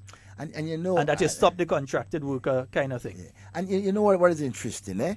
And I have to support NOASA in these instances with the 2 years and under. Because, for example, NOASA has to undergo some rehabilitation of the lines and so. Usually it will be, let's say, 8-9 months and so to do a lot of these things, maintenance.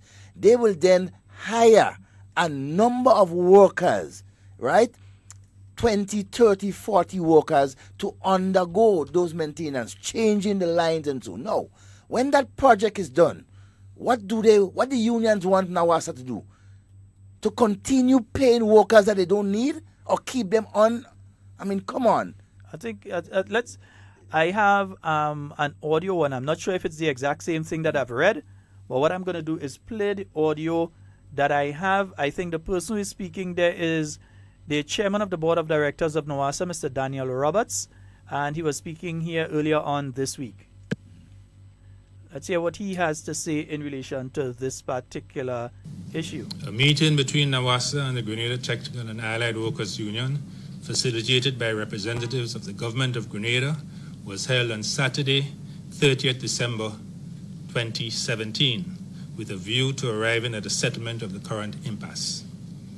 NOASA is extremely disappointed that the matter remains unresolved, despite having made a significant shift in its position in the spirit of compromise.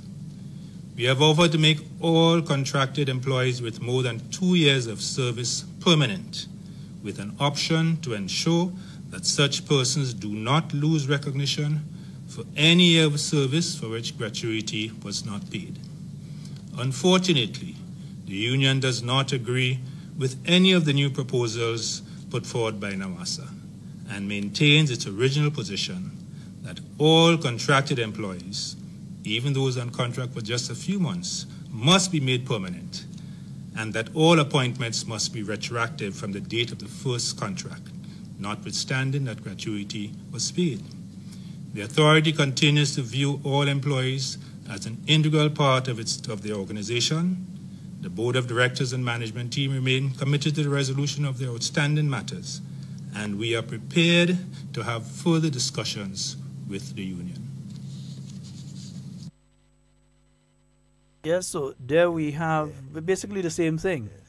So I don't know, Grenada, what's your view in relation to it? With immediate effect, it would make at least 84 workers permanent. 84 of the workers that you're speaking about now, immediately they would be on the permanent staff of NOASA. Yep. Let's hear what Grenada has to say about that. I have my views. Good morning and welcome. Good morning, Devon and Sheldon. Yes, sir. Morning. How are you all doing? Quite fine. All right. Concerning NOASA, concerning the Nawasa thing, Mm-hmm. I really would like somebody to explain something for me. I don't know if you all gentlemen could do it. But I'm trying to, following this thing for the past couple of days and trying to wrap my head around it. I used to be a contract worker working with a company. Mm-hmm. And I went to work with the company. They gave me a contract. They told me it's a contract. I read the contract. I understood the contract. I signed up for the contract. They continued to renew the contract at the end of the contract for a period of time. I understand it. I know it clear. I find it really ridiculous, and I cannot understand how someone could go and sign a contract, understanding the contract, read the contract, understanding exactly what it says, and then after a time you want to force the person now to take you on permanent. I mean, that I cannot trying to wrap my head around that, because if I go on and sign a contract like the Nawasa folk, they was not forced into the contract. They didn't hire them permanent and then put them on a contract. And if you understand what I'm saying, mm-hmm. They hire them, the workers know definitely. Yes, I understand persons could think for permanent. I have no problem with that. But if I go to work with Sheldon Scott, and Sheldon Scott say you want to give me a 2-year contract, as a big man, I think, or a big woman, I think I have the right whether or not I want to take that 2-year contract, yes or no. I cannot take the contract that Sheldon Scott give me, read it, understand. Sheldon didn't break his agreement with the contract, but then yet after I work with Sheldon, the 2 years up, and Sheldon want to say, okay, I'll give you the next 2 years contract again. I no want to quarrel with Sheldon and say you have to take me on permanent, or the union want to say, okay, you have to take them on permanent.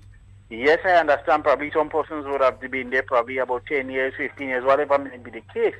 The point I'm trying to make there is that every worker knew definitely if it's a 1 year, if it's a 2 year, they know. So when persons talking about is not in the benefit and they can't go to the bank with contract, blah, blah, blah, I understand that. But the point I'm making, there is other jobs to be done. And if you cannot go to the bank and you cannot survive, you cannot do whatever with a contract, then just don't sign it, don't take it, go and look for a job somewhere where you could get permanent straight off the bat. So I cannot understand. It's really puzzling me that a group of adult people, not at the same time, but different times, will go and sign contract, and they may sign contract over and over. They may sign, at the end of it, they may sign, and it may come, and then union come and say, you have to take them on permanent.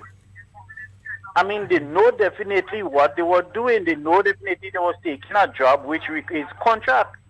So when people making all this noise about contract, you can't take contract into, when I did it, and I did it for about 3 years with the company, I knew it was contract. I cannot then quarrel with the company. I mean, union could persuade thing to say, okay, you have to take the man on permanent. Yes, I would have liked to be permanent, but I understood at the time it was a contract for 2 years, and then they renewed for the next 2 years and stuff.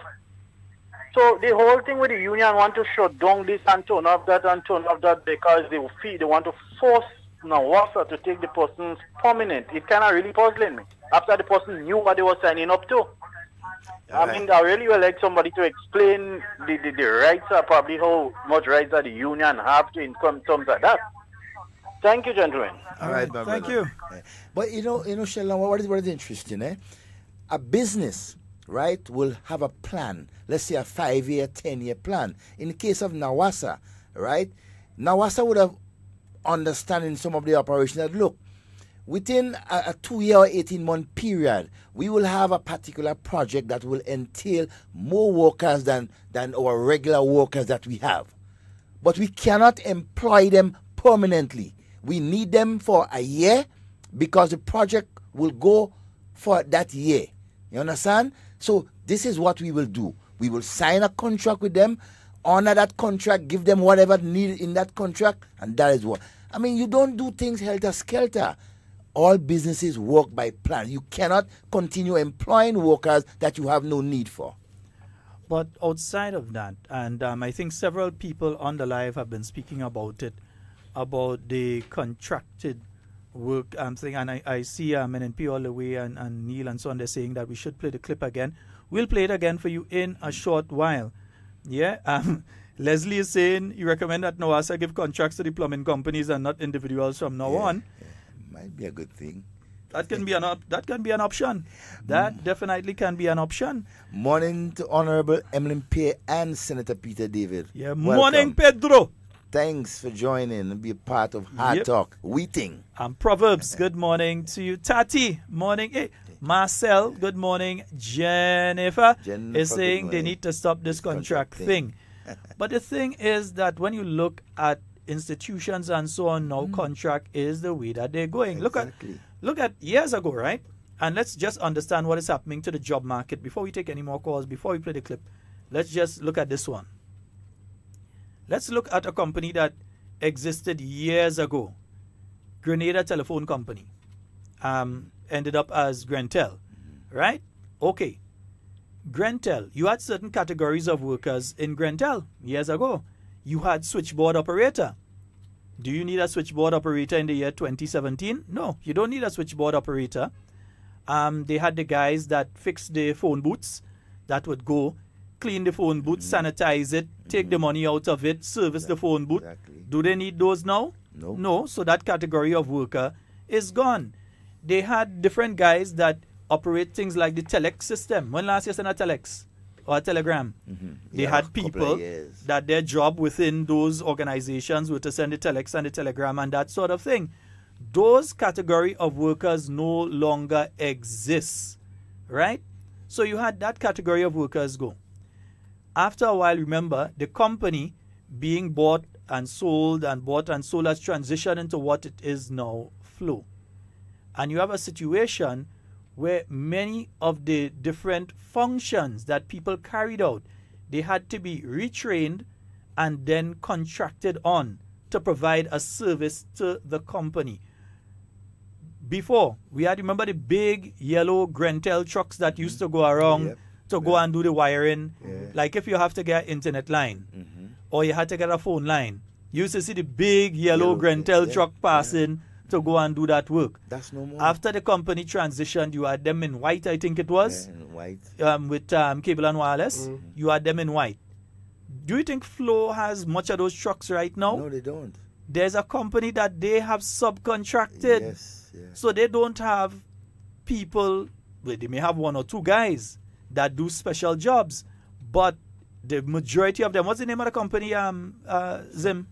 The company that they have going around doing the internet lines and phone lines and so now on behalf of, but they have different companies. One of them is FCL. Yeah. And so. But these are not permanent workers with Flow? No, they are companies that Flow gave a contract to provide a service. To provide a service. And that is what has been happening. That is the model that many businesses have been moving into because they find it easier because, for one, they don't have to deal with this union thing. Nope. They don't have to deal with it. All they know is they pay a company. If that company cannot provide the service, they hire next one.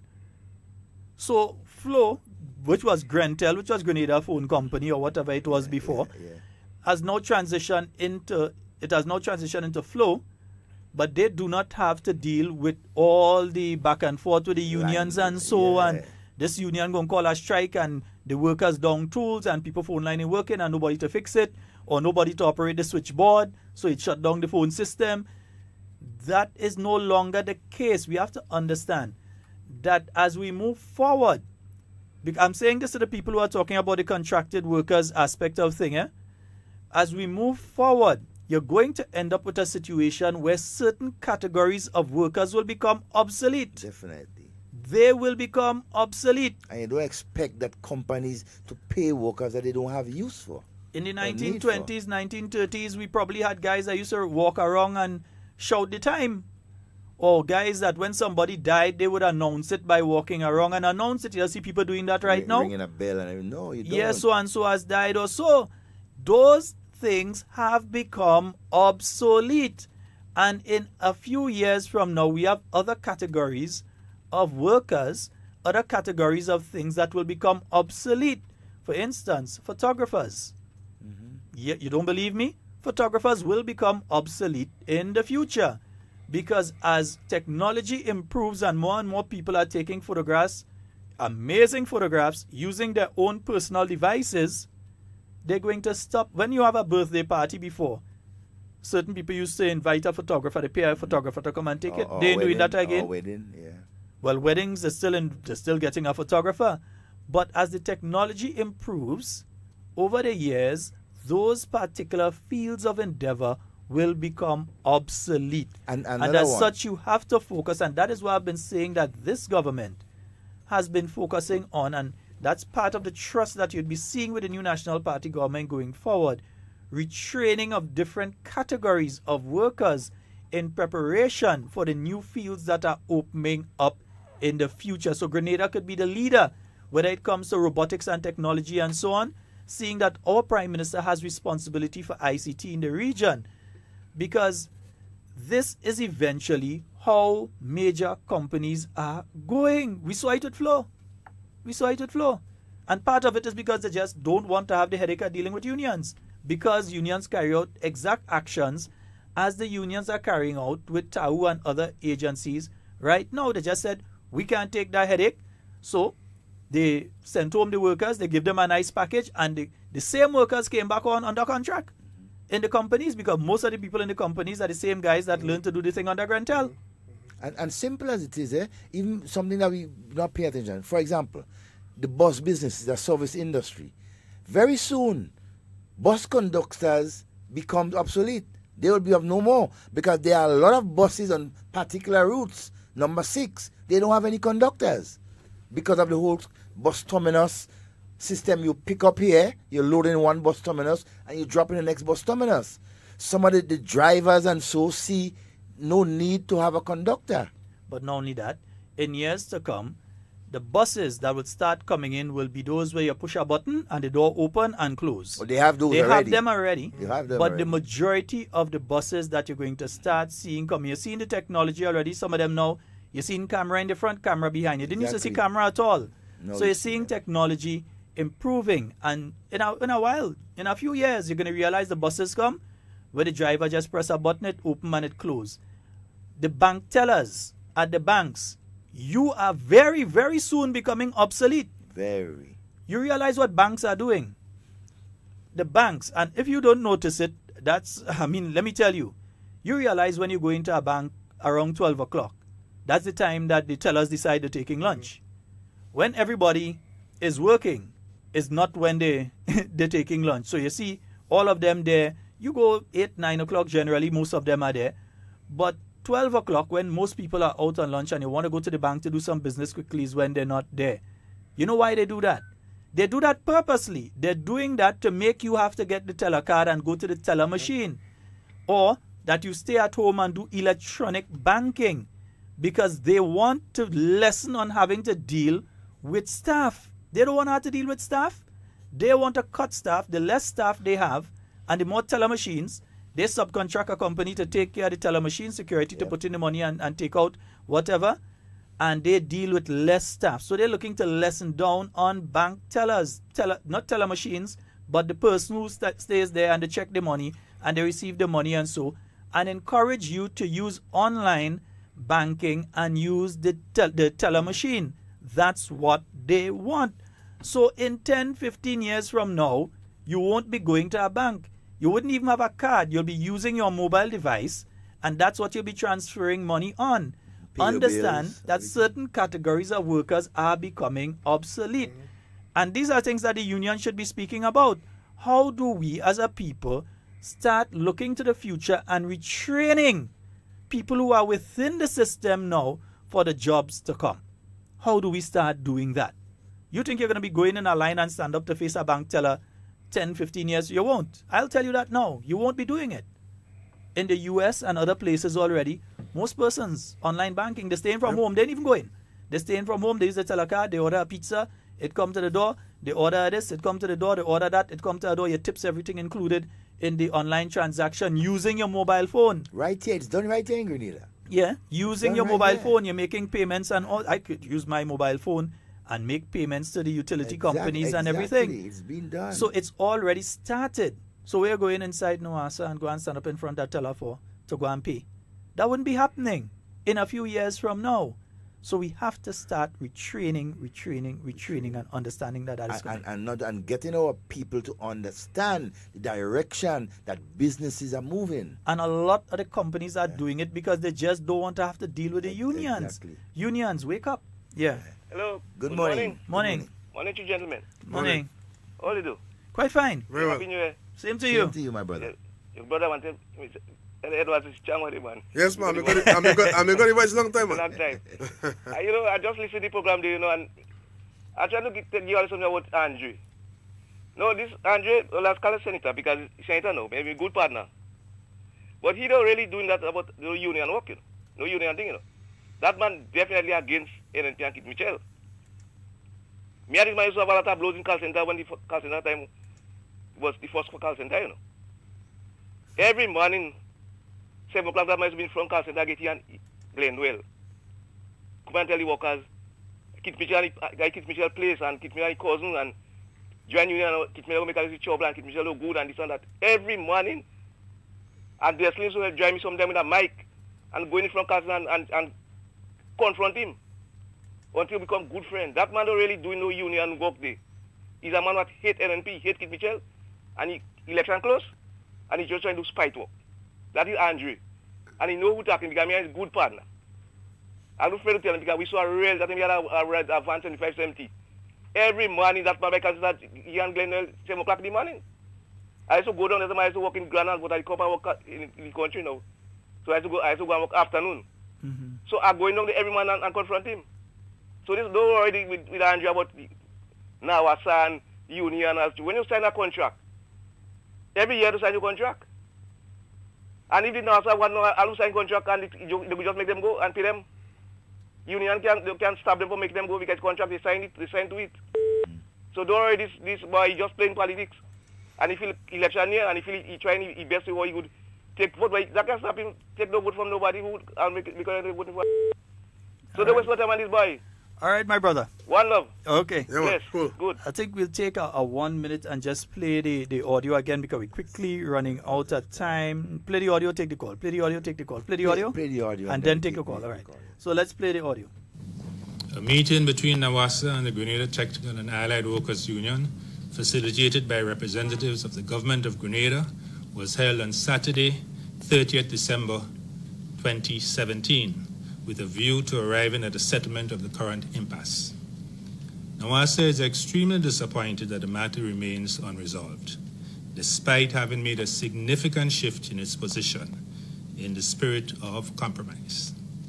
We have offered to make all contracted employees with more than 2 years of service permanent, with an option to ensure that such persons do not lose recognition for any year of service for which gratuity was not paid.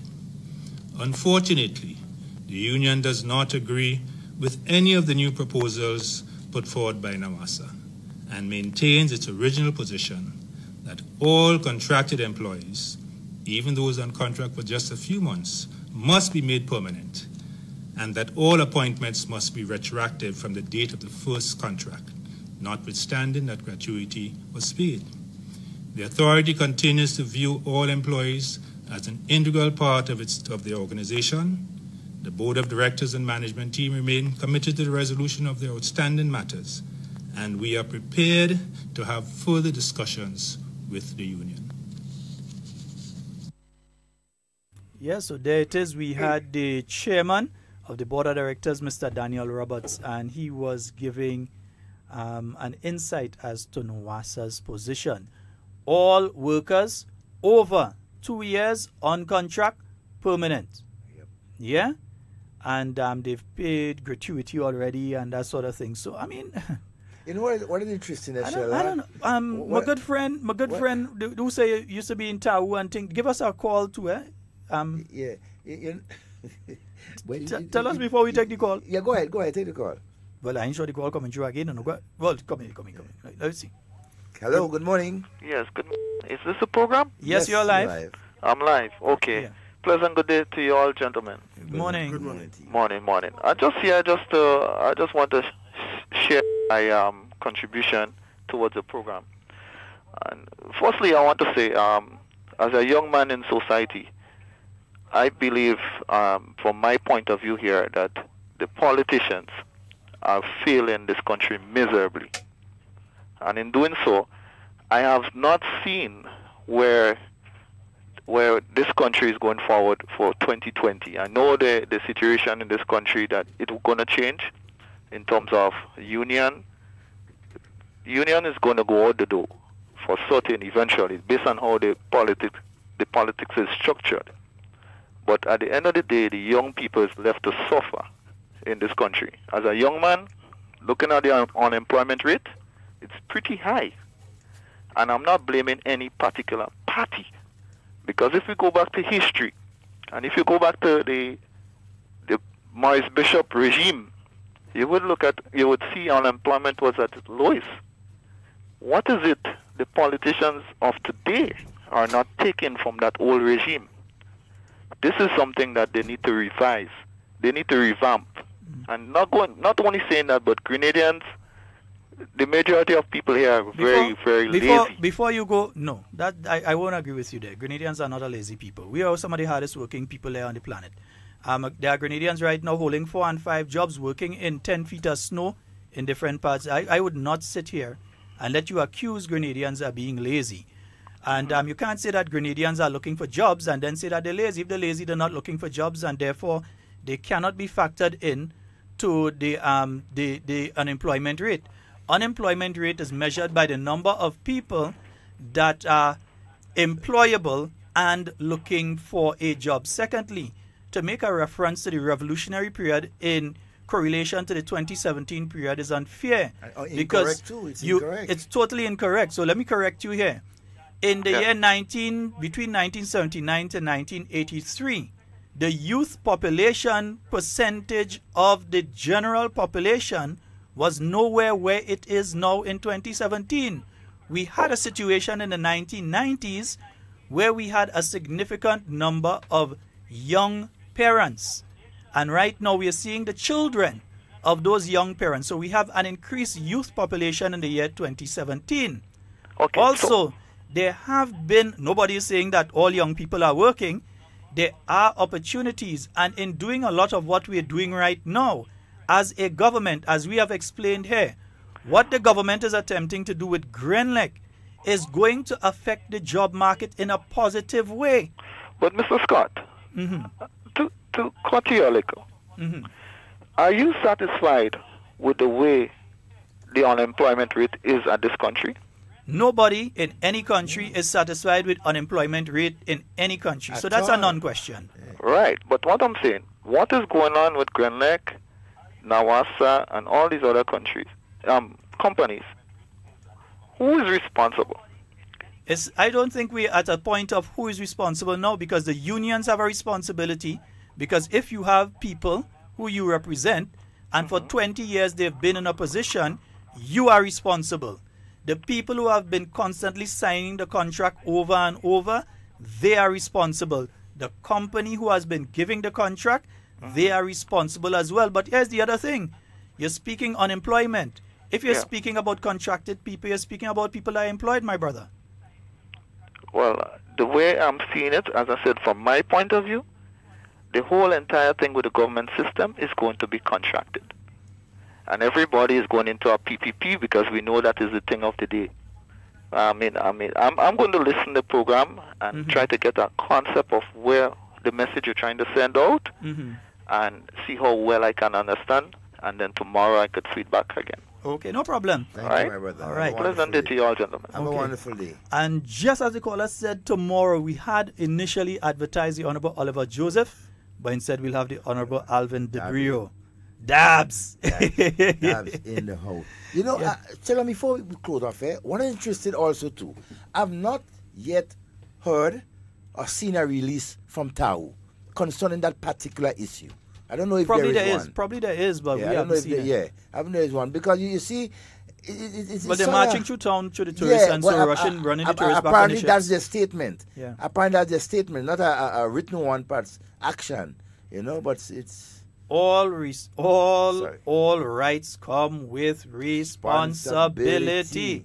No one is saying that you can't, but people have a right to act responsible with the rights that they have been giving. All persons. Yeah.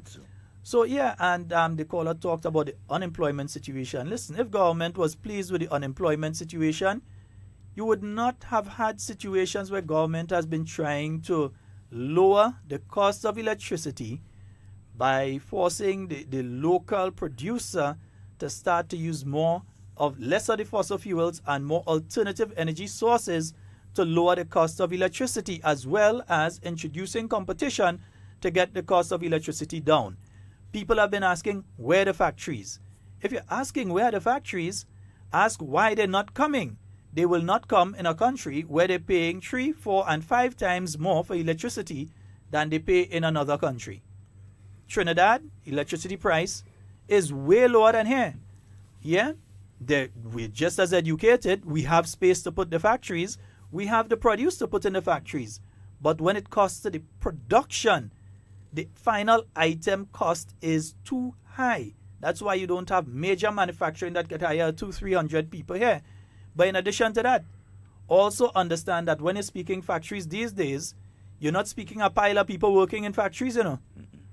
You're speaking a pile of machinery. So what we have to be doing, and the intention of this administration, is the retraining of people and the training of people as a people, not only to maintain those equipment, which is going to include a lot of software and so, but also to be the persons that create and build those equipment. That is where we have to be going. Yeah? When you're speaking about factories, be the factories that create factories. You know, just to respond to what the caller said, during the revolution, he talked about the unemployment was low. And Sheldon rightly said in terms of the percentage, the ratio of the young people then. But what is also interesting, though, is that most of the young people during the time of the revolution, some of them was in the army, but a majority of them were in organizations like the militia, the youth organization, the NYU, NWO, and they were not employed. Most of them did voluntary work, you see. But the system of the revolution was in such a way that even if you were not employed with government, you still part of it, and you will be rewarded in other ways that that you will see benefits. And so it's an entirely complete system. So it's not right to say that the unemployment for youth at that time was the lowest. No, I don't think it's correct. But even if you call or listen to the Prime Minister in recent times, the Prime Minister repeatedly said that he cannot feel comfortable. While the unemployment rate has dropped, but he cannot feel comfortable with the unemployment rate in this country. Of course, he can never be. So for anyone to say that they are happy with the unemployment rate, you have to be a mad person. Yeah. I have not heard a single minister, a single government official. I've not heard a single person on the opposition side or on the government side saying that they are satisfied with the unemployment rate in Grenada. Nobody's satisfied with it. But you listen to every prime minister throughout the entire Caribbean, and everybody's saying the same thing. We are not happy with the unemployment rate in the country. Yeah. And Grenada is no exception. You go to Trinidad, they have an unemployment rate, but when you're going through Trinidad, you see looking for help, people for hire all over the place. But they are not satisfied with their unemployment rate. They're not satisfied with it. Yeah? So I'm saying it has to be a strategic approach, not just say it's a very unintellectual argument to just go out and say we have a lot of fruits, build factories. That's a very unintellectual argument, because the way that fruits are being processed and so on now, in fact, in some countries you're not even picking the fruit with human beings. Nope. It's machines picking the fruit, and then it's transferred to a factory that is mainly automated. And maybe the only thing is that you have persons that operate the machinery and service the machinery. It's way past what it was in the 1940s to say that you have a factory and you have X amount of people working there. You have to understand that. Even like in agriculture. Before, when you have to fork 3-4 acres of land, you get a team of men with fork and go and fork it. Now you have the plower. One man would plow 4-5 acres of land. You know, so we have to understand where, time changes. Our attitude towards employment, towards work, towards service must change with it. We cannot get left behind. We must keep abreast. But the union's approach and the union's discussion also has to change. It's 1970s and 80s. We cannot mentality. Operate in the we can't operate in that 1970s 80s Cold War mentality. No. We are in the year 2017 and understand that the biggest danger to workers right now is not government. Nope. The biggest danger to workers right now is technology. Technology. And the technology is improving every single day and eliminating certain categories of workers. Exactly. And what the unions ought to be doing is starting to discuss with the social partners and with governments and so on the way forward for workers before the unions also become obsolete. Because Flow made them obsolete. You only represent 1 or 2 people down there now. But Flow basically made them obsolete. Contracted workers that are doing the lines, contracted workers doing this, contracted workers doing that, companies, not workers individually, but companies that have hired people working for them. So they have to be careful. If you guys remember, in 2003 election campaign, there was an upsurge in the activities by the unions of this country. Every union get out of hand. Election 2008, every election was dormant. Every union was dormant. It didn't have. Election 2008. Election 2003. No, election 2008? Huh? Election 2008, you know? Yeah. Nah, man, I find it was active, man. They was active. That is when just before that is when you had CCC going on strike and all sort of thing, man. 2008 election. You sure you're mixing them up? Sorry. In 13. Sorry, 2013. In 13 they were only one union was active in 2012 there, and that is when Chester get locked up. I backdated. So 2008, we saw an upsurge in union activities. Yeah. Yes. In 2013, they were dead. They weren't dormant. They didn't have any. For 2003 is when you had the GBN workers strike. Yes. You had CCC workers. That's when they were doing that by Greenbridge. That's right. All that thing. So you had them striking and so. So 2018, 2017, 2018, union high again. Let's look at it carefully. Look at it carefully. I hope I said enough. Candy, she is saying me tired of this back in time talk with all these back in time companies. No, it's important. What is happening now? What can be done now? History, my dear. History. No, you have to look back before you can look forward, Candy. Come on, be serious. Get real. Yes. Yeah, Grenada have too much sun for us not to use it. Yes, Zephyrin. That's why we're talking alternative energy. Yeah, I agree with you, Zephyrin. Candy said Ministry of Labour is responsible. Policies should be put in place to eradicate and prevent the existing advantage on the Grenadian. What advantage on the Grenadian people? If I working on a contract for $8,000 and a person who's working on permanent is working for $4,000, what advantage? Really, explain that one. Double up. Devon, what percentage of young people employed within the PRA? Depot is asking that question. And it's interesting. How old were you when you were in the PRA? Well, I went in when I was 16. You understand? But now, not just that. The revolution, the government was run by young people. If you understand, the majority of the leaders then, right, were teenagers in their early 20s and their 30s. Morris Bishop was only, when the revolution was only, 36, 35, 36. Okay? Ewart Lane and Bogo Cornwall, these guys were in their 20s. Yeah. And so, right? But, hey, how much of them were in the leadership position or were employed?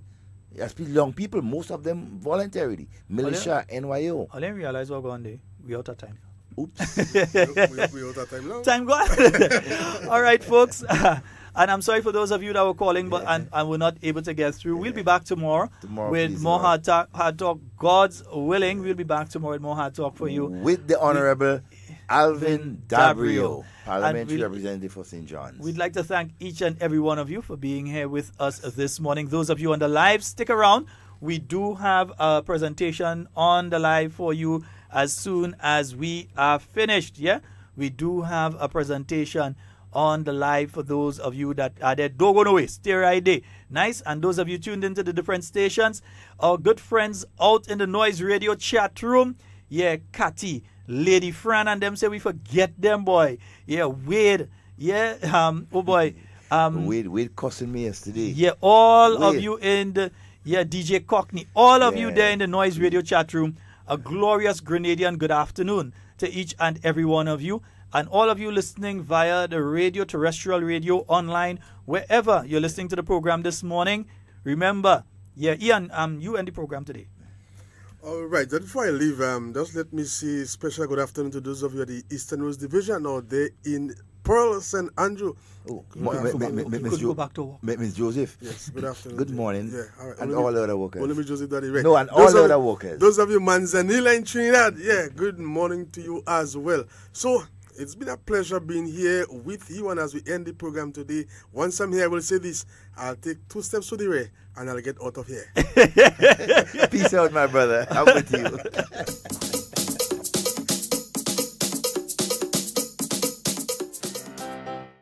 It's not really complicated. Elections are about choice.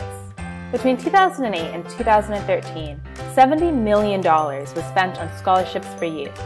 Between 2014 and 2017, $185 million was spent on scholarships for youth. Vote NNP. Vote competence.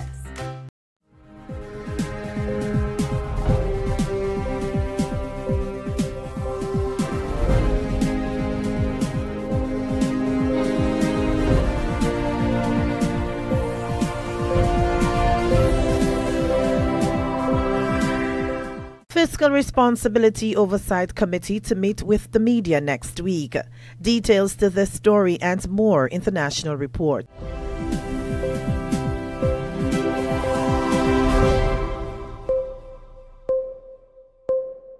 Welcome back with the National Report. I am Wendy Edmond. Members of the Fiscal Responsibility Oversight Committee will engage the media next week as they seek to create greater public awareness about their roles and responsibilities and discuss the contents of the committee's 2016 report. The Fiscal Responsibility Oversight Committee was created by the Fiscal Responsibility Act, introduced by government in 2015.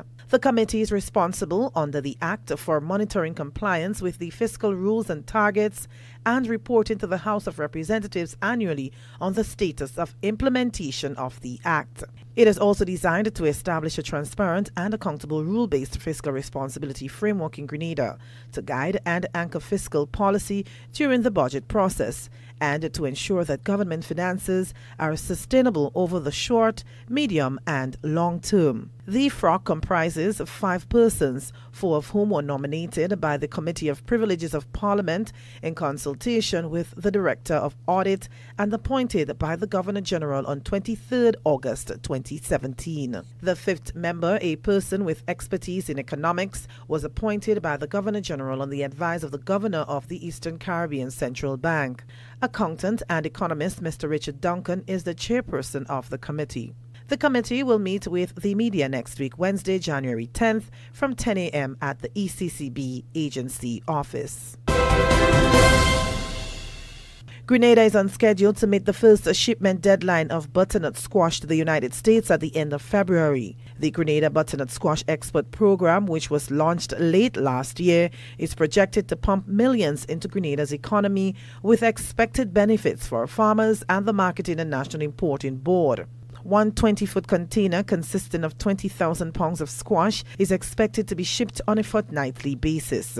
MNIB's Business Development Manager Roderick Sinclair says preliminary assessments indicate close to 100,000 pounds will be produced by February. Based on what we will see putting down between now and early January, we should be seeing in the region of, say, over 100,000, 150,000 pounds is expected production, good quality.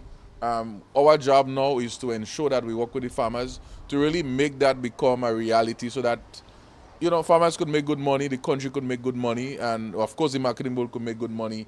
So this is very important for us. This next couple of months is critical for us in terms of making sure the farmers can get a yield and they can have the confidence. 60 farmers with more than 60 acres of allotted lands have already signed on to the program and are excited about producing on such large scales. We targeted that we would start planting from early December, which we have been on schedule, and at the end of December we would have planted just over 11 acres. And as of speaking now, the first week into the second week of January 2018, we already have another 7 acres that are basically start distributing, and some in seedlings will be distributed by next week. So we see another 7 acres. So far we would be just about 18 acres would have been planted between December and now. So in terms of that and the uptick, we feel very good about that. We have so far just about 30 farmers, so 50% of the farmers would have already planted. Some of them would continue to plant because they have more lands to clear. And then there are other farmers who would have said, okay, come January after the holidays, we are going to get more. So during this week, we are mobilizing to get those persons ready for what we refer to the next wave. The National Water and Sewerage Authority has voiced its extreme disappointment that the current impasse with the technical and allied workers remains unresolved despite a meeting between NAWASA and the Grenada Technical and Allied Workers Union facilitated by representatives of the government of Grenada. The company says it has offered to make all contracted employees with more than 2 years of service permanent, with an option to ensure that such persons do not lose recognition for any year of service for which gratuity was not paid.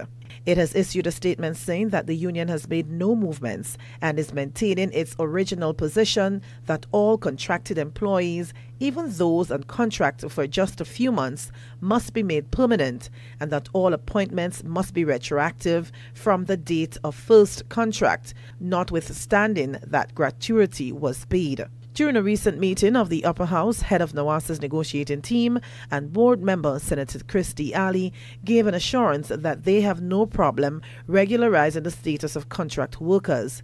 He says what needs to be thrashed out is the manner in which it is done. There's no issue of discrimination. We have never had a discrimination issue. All our workers on contract, as I said, there was no violation. They were paid their gratuity, they were paid, given their holidays, or given everything. You may argue that when we make them tenured, they need to now fall into special areas of vacation, fall into special areas as it relates to years of service, how that impacts their pension, how it impacts vacation, how it impacts if we have to give them a letter to go to get a visa, and we recognize in the years of service. How do we do that, and so on. There is difficulty, well, not difficulty. There is a stalemate between what the union would like us to do and what we are offering to do. And we are saying that we are going to recognize the years of service of these contract workers, the various issues relating to vacation and so on, but there's a way we want to do it. We are not going retroactive. That is what we're saying. This is the National Report. More news after the break. Data reveals that rats and other rodents are responsible for the transmission of many diseases. In Grenada, the most common is leptospirosis, and it can cause your death. This disease is directly related to rats and mice infestation. Signs and symptoms of lepto, as it is commonly referred to, are high fever, headache, chills, muscle aches, vomiting, jaundice, and abdominal pain.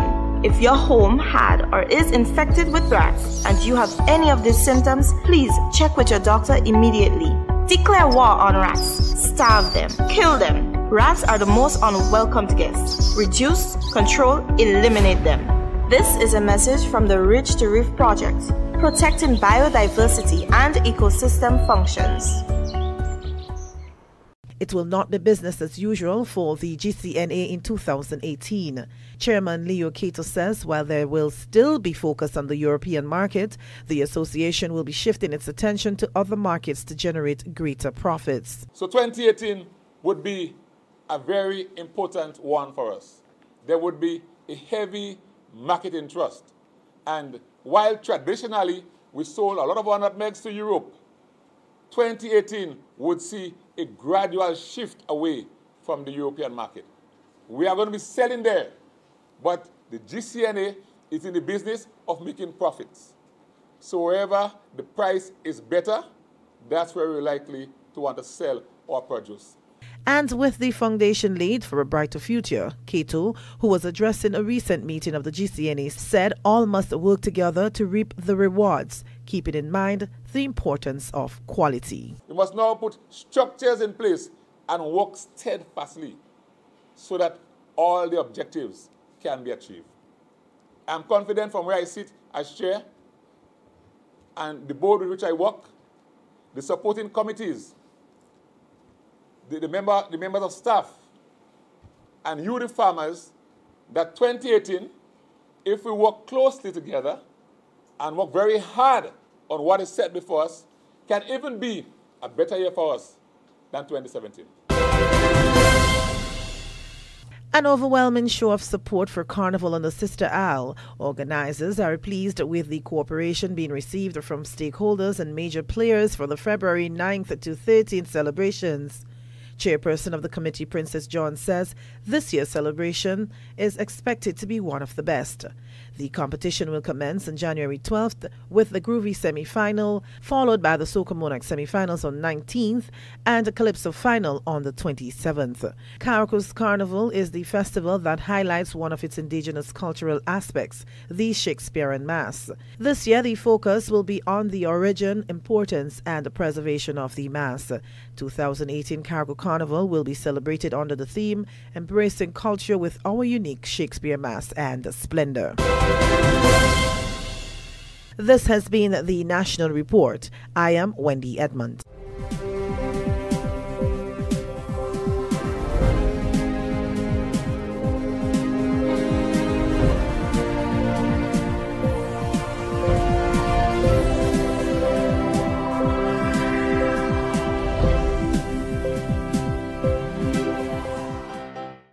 It's not really complicated. Elections are about choice. Between 2008 and 2013, $70 million was spent on scholarships for youth.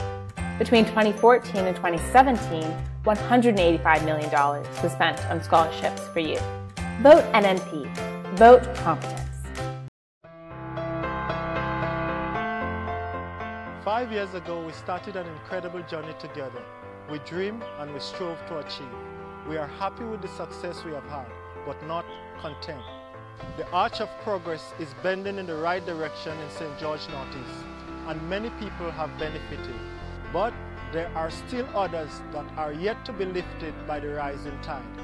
We cannot leave those people behind, and so we continue to fight, and we continue to push on.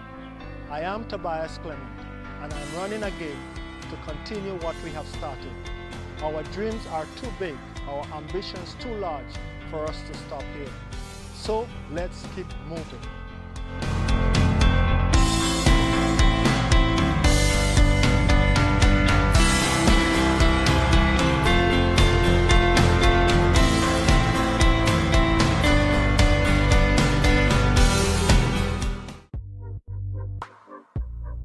This level of deterioration is as a result of heavy waves lashing against the land. It's a sight for sore eyes, and it's wreaking havoc on the tongue of satyrs in the parish of St. Patrick. A huge loss of the beachfront, loss of property that has been beaten by the seawater day after day, and a huge loss to residents as the beach they once knew is no more. Because all trees go from up the beach, come right down, we used to run below grapes tree, almond tree, everything, jump on some sandbag, coming down the road here, which all right down to here, where we're standing. Come up to the old post office street, right where we're standing. Even going down to the lagoon. You have a lagoon right there. And after down to the spinner down there, you had some sandbag down there again. But as time goes on, and little erosion take place, start to eat the land. And from Lake Boy, coming along here, you had plenty sand from the stone, come right down. Sand, you used to have a boat up there. But then every year, like the sea coming in and in, because of the mining of the sand along the road. The problem is that all of this seafront here is being eroded because of the rising sea levels and the sand that's disappearing, and so the whole of the beachfront here is being eroded, as you can see. This should also. I recall as a little boy, we used to be walking along the sea coast. Now you can't walk because of this severity of erosion that is taking place. So that is something we have to address first and foremost, and then development potential. But all is not lost. Help is on the way. The Keith Mitchell-led administration commenced yet another project under its Disaster Vulnerability Reduction Program to deal specifically with the problem. It is called the St. Patrick Breakwater Project. This project started in July 2016 at a cost of $4.6 million. It will see the construction of a 1,500 feet breakwater structure from the shore out to the sea and towards the old jetty. So what does the project hope to achieve? According to officials, it will create a system that will calm the water heading into shore, which will lessen damages done to the sand and buildings on the seafront. The effect of climate change on the planet in general and on small island development states in particular can no longer be challenged. We're going to be building a stone core that's going to be 1,500 feet long. It's 50 feet wide at the bottom, 25 feet wide at the top.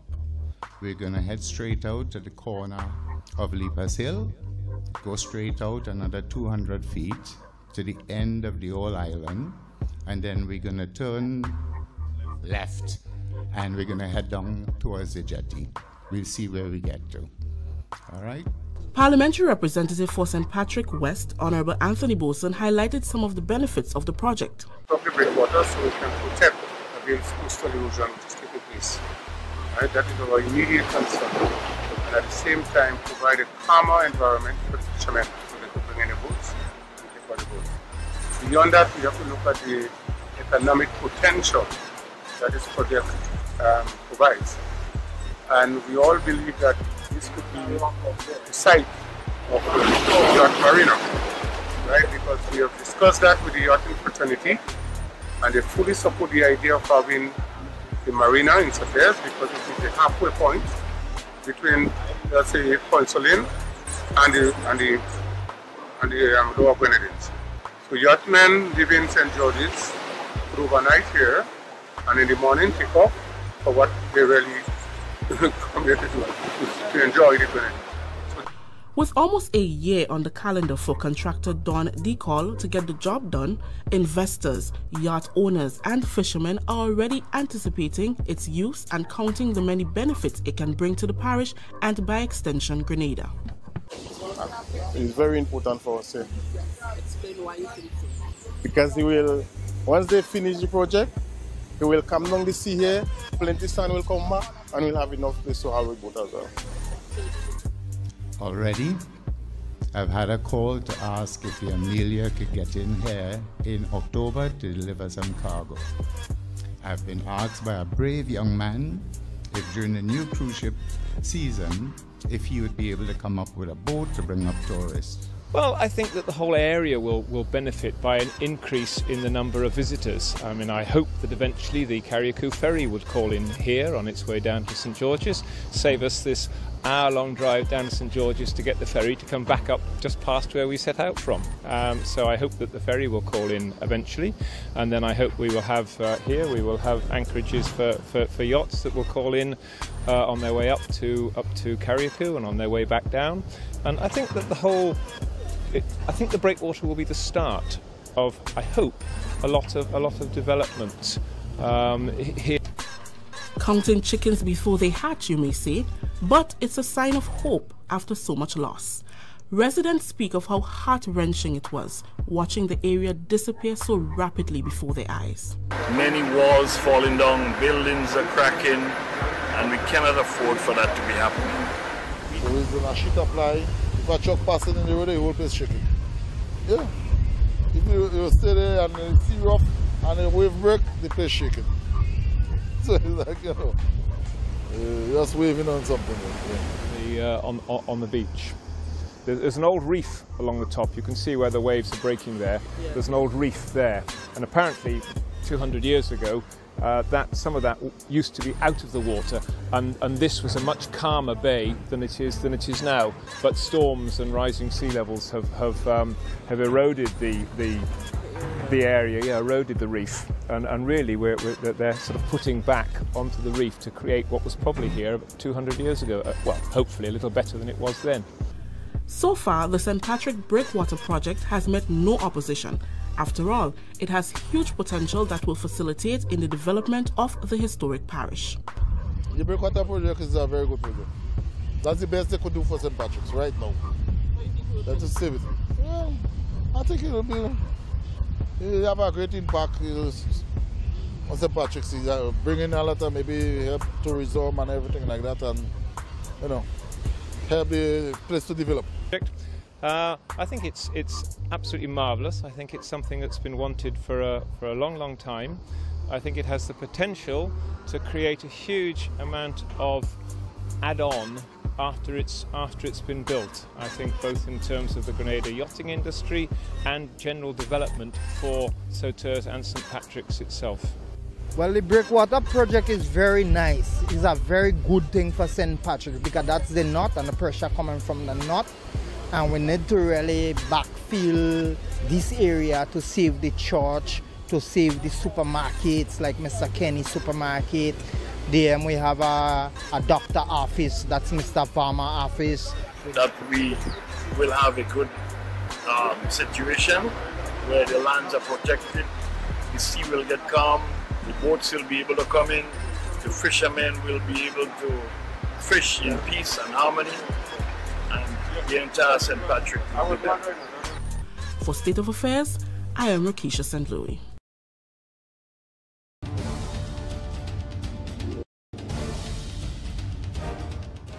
In just a few short months after the start of work on the St. Patrick Breakwater project, residents and business operators along the coast of the town of Sauterres is already applauding the amazing results of the initiative. Rakisha St. Louis visited the site again and filed a progress report.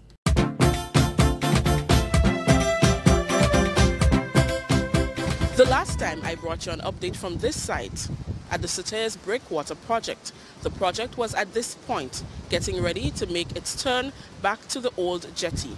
As you can see from the view behind me, this $4.8 million project is well on its way and nearing completion. This is what the beachfront looked like before the start of the St. Patrick's Breakwater project. Do you see the damage? Do you see how close to the shore and buildings the waves are breaking? This is why the project was given urgent attention by the Keith Mitchell-led administration. It is one of the projects under the government's Disaster Vulnerability Reduction Program. The SOA team paid a visit to the site just before Christmas and spoke to some of the residents about the project's progress. We can't wait for it to be completed. It is a 5-phase project. Don DeCall, who's managing it, comes here quite a lot. But I think it's well managed, and it is. We're already seeing the differences to the water. You know, the difference to the water, because it's obviously going to try and calm it down, so we can put anchorages up and have boats there. Growing up as a little boy, I knew we had a lot of sand. People saw this come on the beach and bathe. They can't even sit anywhere on the beach now. From ever since up here has been kind of choppy area, being as we're in the north of the island.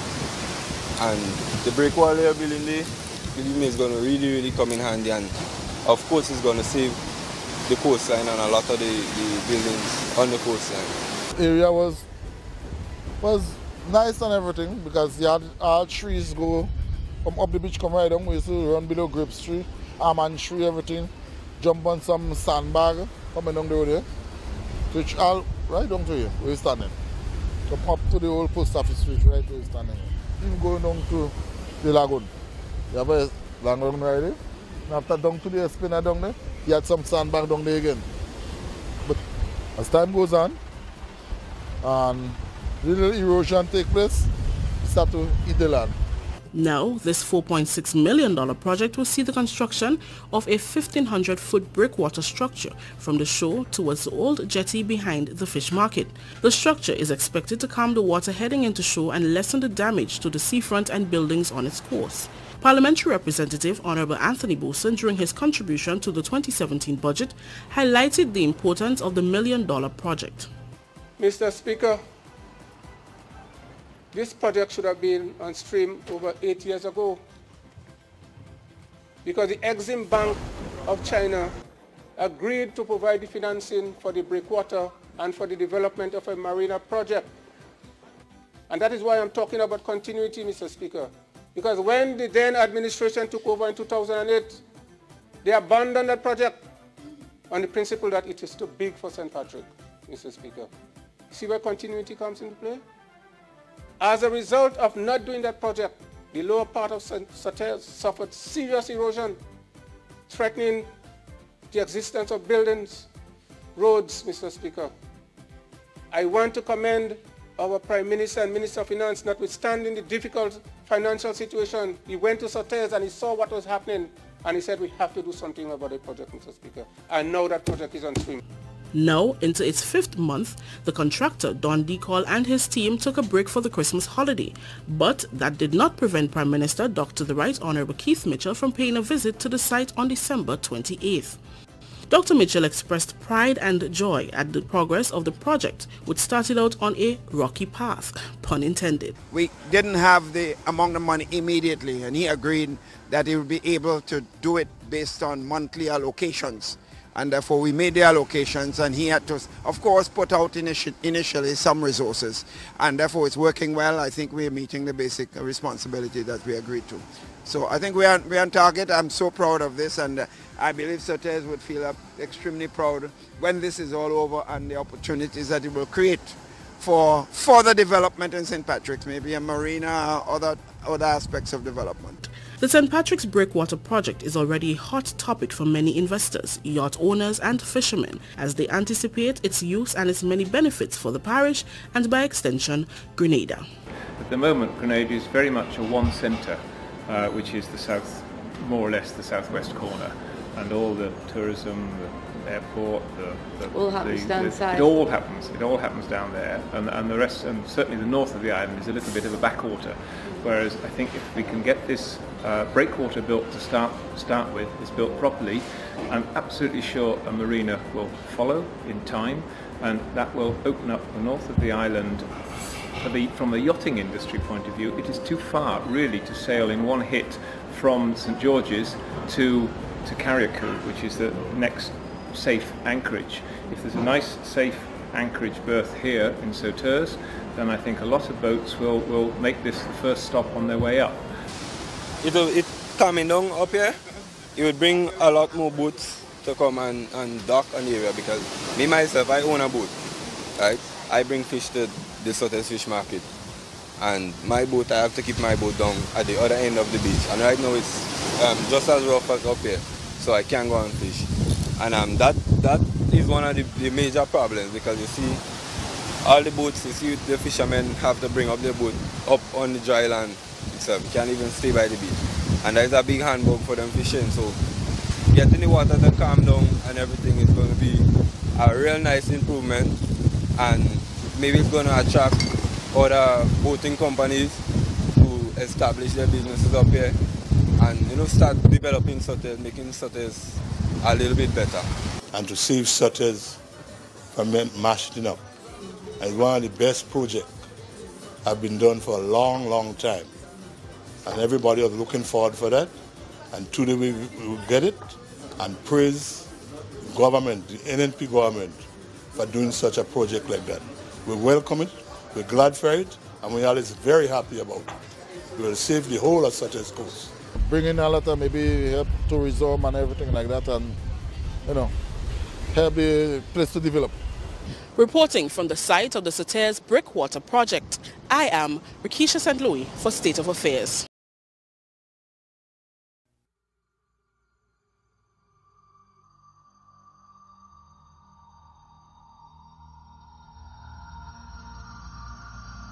Wow! Do you see what I'm seeing? The beachfront at the Sotes Bay is back. This is what the bay looked like last year. Now, do you understand my amazement? This huge destruction caused by the lashing of waves against buildings and the seashore is the reason why the St. Patrick Breakwater project was given urgent attention by the Keith Mitchell-led administration in 2016. Since then, the project has been progressing smoothly, and proof of its effectiveness is evident. The project falls under the government's Disaster Vulnerability Reduction Program. The $4.6 million project sees the erection of a 1,500-foot breakwater structure from the shore towards the old jetty, which is expected to calm the water heading into the shore and lessen the damage to the seafront. So far, so good, says project contractor Don Decall. And we are pleased. We can see that the beach has come back. We can see that new beaches are being built on the Leapers Hill. The water has certainly calmed down, and I see that the fishermen are now using the bay even to grow sea moss. Government is particularly pleased that the project, though not yet complete, is already reaping results. Recently, Parliamentary Representative for St. Patrick West Honourable Anthony Boson and Works Minister Honourable Gregory Bowen paid a visit to the project site, and they were amazed by its progress and the transformation of the area. As we all know, this was an area that was under serious threat and coastal erosion, and the government has seen it fit to provide the necessary funding, albeit under very difficult circumstances, to undertake this project. We have seen tremendous transformation since then, as you have noticed. The beach has returned, the fishermen are happy, the residents are happy, and therefore I believe that this is just the first phase of what could be a transformative event for St. Patrick, the breakwater, because once the area is calm, the coastal area is preserved, and we create what we call an environment for yachting, then we can see further development taking place. So I'm very excited about the prospect of future development as a result of this first phase of the breakwater, which is primarily an environmental project, but we will have to go beyond that. This project in particular, with the PPP, is really doing well for this area, and our boats and things will have a place of shelter, talking from the fisheries department, as well as the development that the minister has already mentioned. Since the project commenced last year, the contractor and his team has worked constantly, weekdays and on weekends, to meet the proposed deadline. Contractor Don Decor says the project is still on schedule. Well, we have until the end of August to complete the project. I think we are well on schedule at this point in time, and we should get it done by that time. There's probably maybe about 400 feet remaining for us to complete the project. Residents of St. Patrick, especially home and business owners close to the seafront, were forced to spend thousands to build barriers to protect their property. Fishermen were deprived from hauling their boats onto the shore. Some could not even make it past the rough waves to earn their livelihood. But now, this has all changed. Do you see the boats on the shore? Children swimming in the now calm water? State of Affairs has already brought you 2 updates on this project, and the responses from the people remain the same. They are indeed happy to have some normalcy back in their lives and look forward to the future developments that the project offers. Everything is positive. I'm yet to hear someone express a negative view about this project. Everybody is saying how this project is a very important project, a necessary project. And as I said, it could be a catalyst for other things to happen. And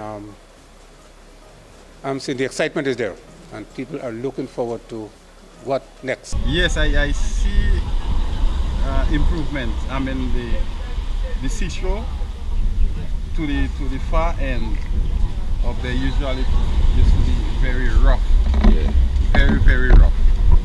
But now you see it's calmed down because they already cover a whole area. I don't know what amount of distance, but it make inside up to that area very calm already. I hoping that they continue to reach down to the end of the jetty, so that the whole beach side here, all by the fish market here, going to be much calmer. And looking back at the sea, it goes back a lot. So it's a good thing for St. Patrick. Well, the water is coming in back there, it's in the septic tank and coming inside. No, you could work because they could not pass in the back, they're walking. I think it's a good idea, because right now you could see the effect of it. There used to be so rough, especially up there. The water used to be banging on the rock up there. Right now you can see cool long a bit, and the beach come nice. And I think it's something that will focus. When they complete, they want to see, I'll work on them in it. When they complete, they want to see really what they're doing there. We spend a lot of money on trying to protect it, but every year it keeps on getting worse and worse. So we had to pray for the government to do that project. The beach has more room there, to do anything you want to do there right now. You have space, the water not coming and touch the buildings. Especially to the show. Right. Especially to the show. But no, it's pretty okay. Pretty okay. I mean, I happy that they continue, and I just hope that they do everything that they have planned, so that the Southern fishermen and maybe other fishermen in Grenada may benefit. Now, I myself, I have a trawler as well, and I hoping that what they said they will do, once they continue, my trawler will be basically. And if you look there now, you hardly see what you can really do, because the sand come and cover up everything.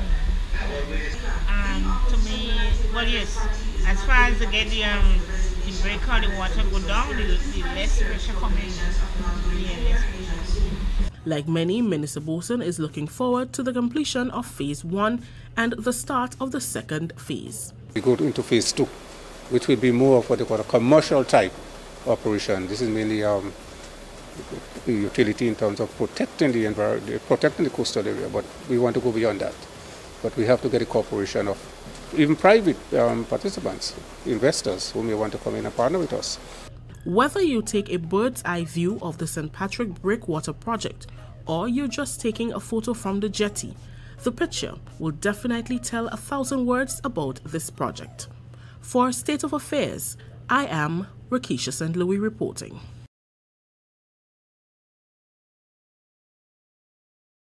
Well, I've learned quite a lot of lessons. I've learned the importance of being humbled. Yeah, that is critical. It has also been reinforced the importance of listening, because in order to serve people, you have to know what it is that they want. You have to understand their needs. You have to listen to their needs. You have to question, and you have to care.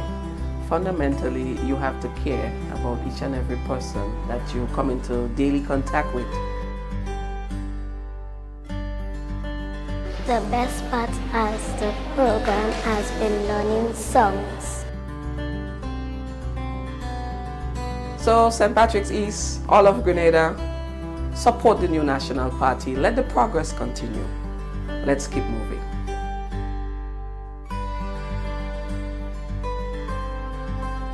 Keep moving!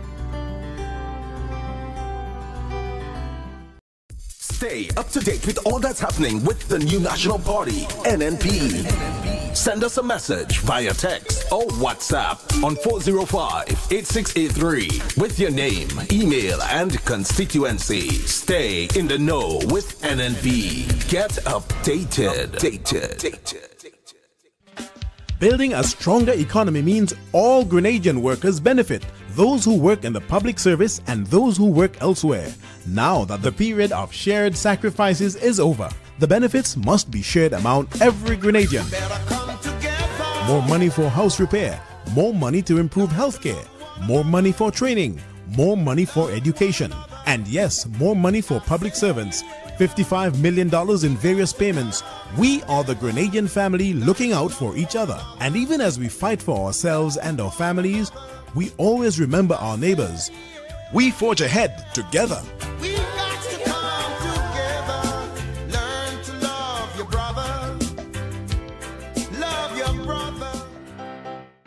It's not really complicated. Elections are about choice. Between 2008 and 2013, $70 million was spent on scholarships for youth. Between 2014 and 2017, $185 million was spent on scholarships for youth. Vote NNP. Vote competence. I am Kendra Matthew Stewart, and I am honored to have answered the call for service. The people of Carriacou and Petite Martinique are dear to my heart. I have grown up in a time of expanded opportunities, showcased by the fact that I have had the fortune to study and become a professional. There are many young people who seek the opportunity that I have had, and I want to be a part of that movement that helps open up new doors.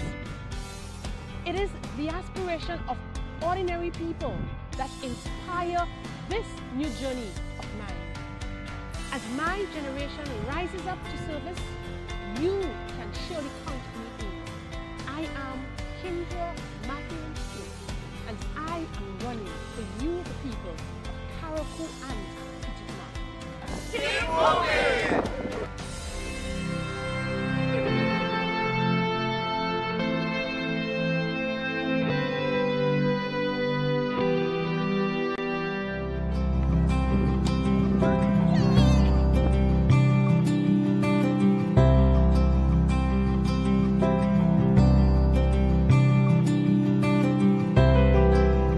'It is an opportunity where I can be able to make a difference in the lives of many persons in the constituency and also Grenada as a whole. I am prepared to give of service to the people. My whole life has been one of service. So this is another opportunity where I can go out there to help improve the lives of people, the standard of living and the quality of life. Skita is a young person and she has been given a wonderful opportunity to help shape lives in our country. She has been doing that within her school for the past 17 years. I know her doing teaching and making great improvement in that school.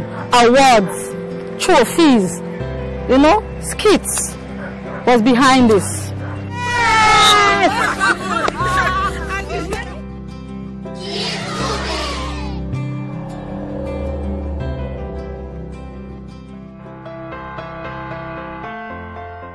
5 years ago, we started an incredible journey together. We dreamed and we strove to achieve. We are happy with the success we have had, but not content. The arch of progress is bending in the right direction in St. George Northeast, and many people have benefited.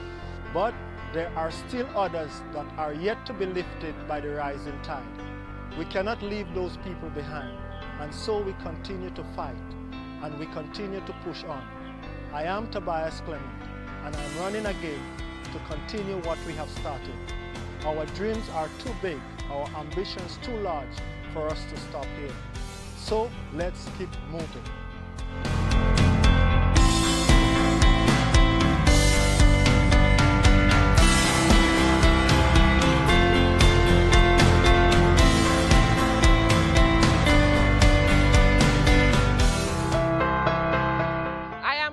Moses, and I have offered myself to be the next parliamentary representative for my people of St. Patrick's East. I see this as the next step in my life journey of service to people and my determination to give back to my community, a community that has always lifted me up.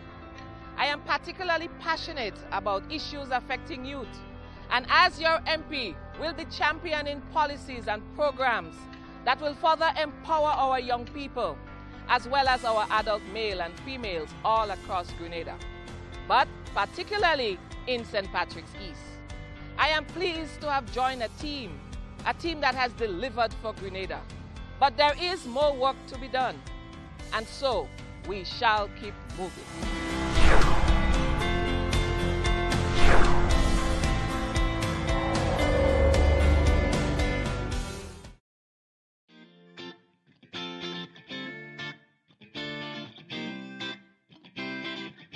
I come from a very humble beginning. I know the importance of hard work and dedication and service to people. And so it is that characteristics that I believe that would be able to propel me in serving the people of Karakou and Petit Martinique. I am from a single parent family. My mother has been my #1 supporter, and she has always been there with me, for me, by my side. My desire to serve the people, of course, of Karakou and Petit Martinique, I believe is the ultimate sacrifice, and the opportunity has presented itself, of course, to assist my people, because I believe that the youth do have a place in politics, in nation building and in governance. And so it is my youth that I will use to ensure that the youth of this nation are well represented.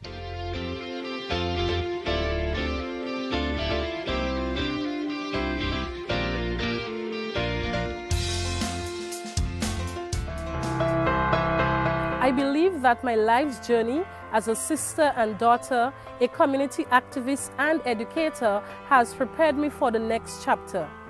As a young woman, I have always firmly believed that our generation can continue to build on the solid foundation already laid.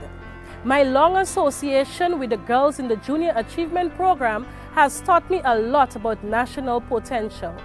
This is not about where we have started. It's about how far we can go together. I am running so that I can stand up for you. I know who God says I am, what He says I am, where He says I'm at. I know who I am. I'm working in power, I work in miracles, I live a life of favor.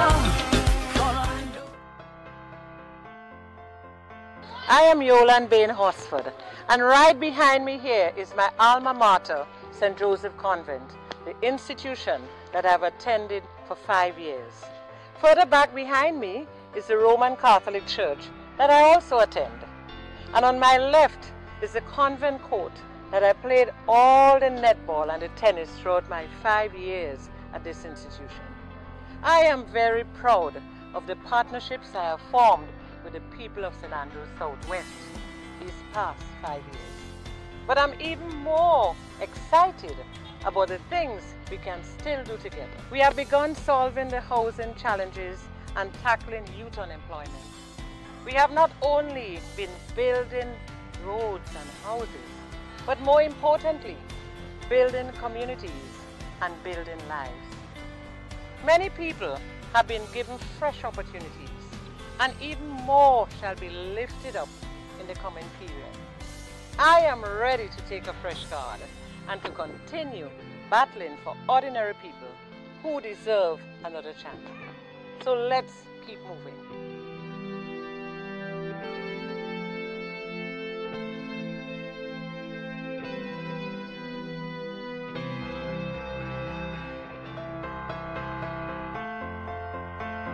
These past 5 years, ordinary people with extraordinary dreams for themselves and their families have continued to inspire me. In these close-knit communities along the shores of St. Andrews Southeast, people with their faith in their unshakable God have given me renewed hope that this partnership we have forged is worth building on. We have had successes together, but we are far from finished. A whole new generation is coming up, hoping for even more opportunities. We can't let them down. With God by our side, together we will achieve even more. So let's keep moving.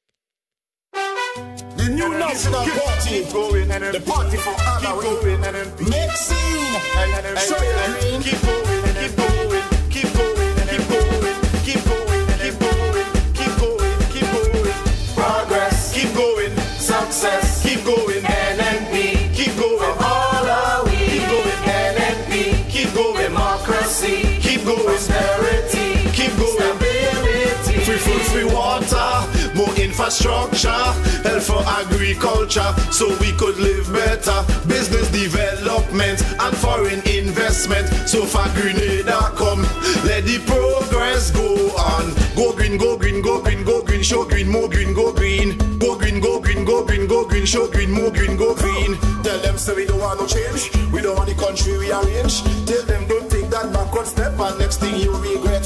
So stay with NNP for more stability, for more stability, for more stability, for more stability, for more stability, for more stability.